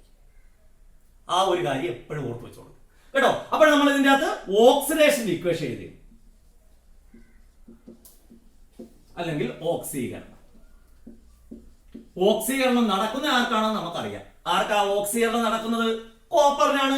കോപ്പർ അല്ലേ? വേറെ ഒന്നും ചെയ്യണ്ട, വേറെ ഇവിടെ നമുക്ക് നോക്കിയാൽ മതി. സിയുവിൽ നിന്ന് എന്തായി നോക്കിയാൽ മതി. Cu 2+ അല്ലേ ആയത്? 2+ ആവണമെങ്കിൽ എന്ത് ചെയ്യണം? 2 ഇലക്ട്രോണിനെ വിട്ട് കൊടുക്കണം. കണ്ടോ? Cu gives Cu2+ 2 electron. ഏതായി? ഓക്സിഡേഷൻ. ഇലക്ട്രോൺ ഇപ്പുറത്തല്ലേ നടക്കുന്ന. ഇനി അടുത്ത റിഡക്ഷൻ നടക്കുന്ന ആർക്കായിരിക്കും? റിയാക്ടിവിറ്റി കുറഞ്ഞ ആള്. റിയാക്ടിവിറ്റി കുറഞ്ഞ ആളാരാ? സിൽവർ ആണ്. ഇവിടെ സിൽവർ എഴുതുമ്പോ നമ്മൾ ഒരു കാര്യം പ്രത്യേകം ശ്രദ്ധിക്കണം കേട്ടോ. ഇവിടെ നിരോക്സീകരണം നടക്കുന്നത് സിൽവറിനാണെന്ന് നമുക്ക് മനസ്സിലായി. അത് എഴുതുമ്പോ ഒരു കാര്യം ശ്രദ്ധിക്കണം. 2Ag ആയിരുന്നു, അതിൽ നിന്നാണ് 2Ag 0 ആയത് ഇല്ലേ? 2Ag 1+ ആയിരുന്നു. അപ്പൊ ടോട്ടൽ ചാർജ് 2 ചാർജ് ഉണ്ട് ഇല്ലേ? മൊത്തവും 2 സിൽവർ ഇല്ലേ? ഒരെണ്ണത്തിന്റെ ചാർജാണ് 1+. അപ്പൊ 2 എണ്ണം ആയപ്പോഴാ 2+ ചാർജ് ആയി ഇല്ലേ? ആ 2+ ചാർജ് പോകണമല്ലോ. അപ്പൊ അതിന്റെ ഇക്വേഷൻ എഴുതുമ്പോൾ നോക്കിക്കോ. 2Ag 1+. പ്ലസ് എത്ര ഇലക്ട്രോൺ തന്നെ എഴുതുക? 2 ഇലക്ട്രോൺ gives 2Ag. കണ്ടോ? സിൽവർ എഴുതുമ്പോൾ മാത്രം ഈ ഒരു വ്യത്യാസം ഓർത്ത് വെച്ചോ. കാരണം ഇത് ഡിസ്പ്ലേസ്മെന്റ് റിയാക്ഷൻ മാത്രമല്ല, നമ്മൾ അങ്ങോട്ട് അടുത്ത ഗാൽവനിക് സെല്ല് പറയുമ്പോഴും സിൽവർ എഴുതുമ്പോൾ നമ്മൾ ഇങ്ങനെയാണ് എഴുതാനുള്ളത് കേട്ടോ. അടുത്ത് നമ്മൾ പറയാൻ പോകുന്ന പോർഷൻ എന്ന് പറയുന്നത് ഏതാണ്? ഗാൽവനിക് സെല്ലുമായിട്ട് ബന്ധപ്പെട്ട കാര്യം കേട്ടോ. അപ്പൊ അതിന്റെ അകത്ത് ഇതേപോലെ തന്നെ വീണ്ടും ഇക്വേഷൻസ് വരും കേട്ടോ. അപ്പൊ സിൽവർ എഴുതുമ്പോൾ ഉള്ള വ്യത്യാസം കണ്ടോ? ക്ലിയർ ആയോ? സിൽവർ എഴുതുമ്പോൾ മാത്രം നമ്മൾ 2Ag ഇട്ട് എഴുതേണ്ടി വരും കേട്ടോ. ബാക്കി എല്ലാത്തിലും ഓരോ മെറ്റലും 2 ഇലക്ട്രോൺ. അത് നമുക്ക് എളുപ്പമാണ്. സിൽവർ എഴുതുമ്പോൾ മാത്രം ചെറിയ വ്യത്യാസമുണ്ട്. കാരണം സിൽവറിന്റെ ഓക്സിഡേഷൻ സ്റ്റേറ്റ് എന്ന് പറയുന്നത് എത്രയാ? 1+ ആണ്. അത് നമ്മൾ കഴിഞ്ഞ കൊല്ലം പഠിച്ചതാണ്. ഓക്കെ, അപ്പൊ ഇത്രയും ആയപ്പോൾ ഡിസ്പ്ലേസ്മെന്റ് റിയാക്ഷൻ കഴിയും. ക്ലിയർ ആയോ? ഇത്രയും കാര്യങ്ങൾ ക്ലിയർ അല്ലേ? ഡിസ്പ്ലേസ്മെന്റ് റിയാക്ഷൻ വരെയുള്ള കാര്യങ്ങൾ കറക്റ്റ് ആയിട്ട് പഠിക്കുക കേട്ടോ. അതിനുശേഷം നമുക്ക് അടുത്ത ഒരു ഗാൽവനിക് സെല്ലിലോട്ട് പോകാം കേട്ടോ. വളരെ ചെറിയൊരു പോർഷൻ അല്ലെങ്കിൽ വളരെ ചെറിയൊരു ചാപ്റ്റർ ആണ് ഇത്. ഈ ചാപ്റ്റർ വളരെ സിമ്പിൾ ആയിട്ടുള്ള ചാപ്റ്റർ ആണ്. പക്ഷേ ഇതിനകത്ത് നമ്മൾ 9ാം ക്ലാസ്സിലുള്ള കാര്യങ്ങൾ കൂടുതൽ അപ്ലൈ ചെയ്യും. ഓക്കെ ആണല്ലോ? ക്ലിയർ ആയില്ലേ? അപ്പൊ നിങ്ങൾക്ക് ഇത്രയും കാര്യങ്ങൾ ഈ ഡിസ്പ്ലേസ്മെന്റ് റിയാക്ഷനുമായിട്ട് ബന്ധപ്പെട്ട് അല്ലെങ്കിൽ റിയാക്ടിവിറ്റിയുമായിട്ട് ബന്ധപ്പെട്ട് എന്തെങ്കിലും സംശയങ്ങൾ ഉണ്ടെന്നുണ്ടെങ്കിൽ നിങ്ങൾ നേരെ നിങ്ങളുടെ ക്ലാസ് ടീച്ചറിനെ അറിയിക്കും കേട്ടല്ലോ. ഓക്കെ അല്ലേ? അപ്പൊ ക്ലാസ് ടീച്ചറിനെ അറിയിക്കാൻ പിന്നെ ബുദ്ധിമുട്ടുള്ളവരുണ്ടെങ്കിൽ നിങ്ങൾ പിന്നെ സാറിന്റെ അടുത്ത് പറഞ്ഞിട്ട് എനിക്ക് മെസ്സേജ് അയക്കും. പറഞ്ഞിട്ട് മാത്രം മെസ്സേജ് അയക്കും കേട്ടോ. അതേപോലെ ഇന്ന സ്ഥലത്തുള്ള ആളാണെന്ന് പറഞ്ഞ് മെസ്സേജ് അയക്കണം. കാരണം വീഡിയോ ക്ലാസ് ആയതുകൊണ്ട് ചിലപ്പോൾ നിങ്ങൾക്ക് കറക്റ്റ് ആയിട്ട് ഇത് മനസ്സിലായില്ല എന്നുണ്ടെങ്കിൽ കറക്റ്റ് ചോദിച്ച് പഠിച്ചു കൊടുക്കുക. കാരണം നമ്മുടെ 3 മാർക്കിന്റെ ക്വസ്റ്റ്യൻ ആണ് ഇന്ന് ഞാൻ പറഞ്ഞ ഈ ഒരു കാര്യം. ഓക്കെ ആണല്ലോ? ക്ലിയർ ആയില്ലേ? അപ്പൊ നമുക്ക് അടുത്ത ദിവസം നമ്മൾ കണ്ടിന്യൂ ചെയ്യുമ്പോഴത്തേക്ക് നേരെ അടുത്തത് ഗാൽവനിക് സെല്ലുകളിലേക്കാണ് പോകുന്നത് കേട്ടോ. ഗാൽവനിക് സെല്ല്, ഇലക്ട്രോലൈറ്റിക് സെല്ല്, അതാണ് നമുക്ക് അടുത്ത പഠിച്ച് തീർക്കാനുള്ളത് കേട്ടല്ലോ. ഗാൽവനിക് സെല്ലും ഉണ്ട്, ഇലക്ട്രോലൈറ്റിക് സെല്ലും ഉണ്ട് കേട്ടോ. അപ്പൊ നമുക്ക് അടുത്ത ദിവസം ഒരു ക്ലാസ് കൂടെ കൊണ്ട് നമുക്ക് എന്ത് ചെയ്യാൻ പറ്റും? ഈ ചാപ്റ്റർ കംപ്ലീറ്റ് ചെയ്യാൻ പറ്റും. ഓക്കെ.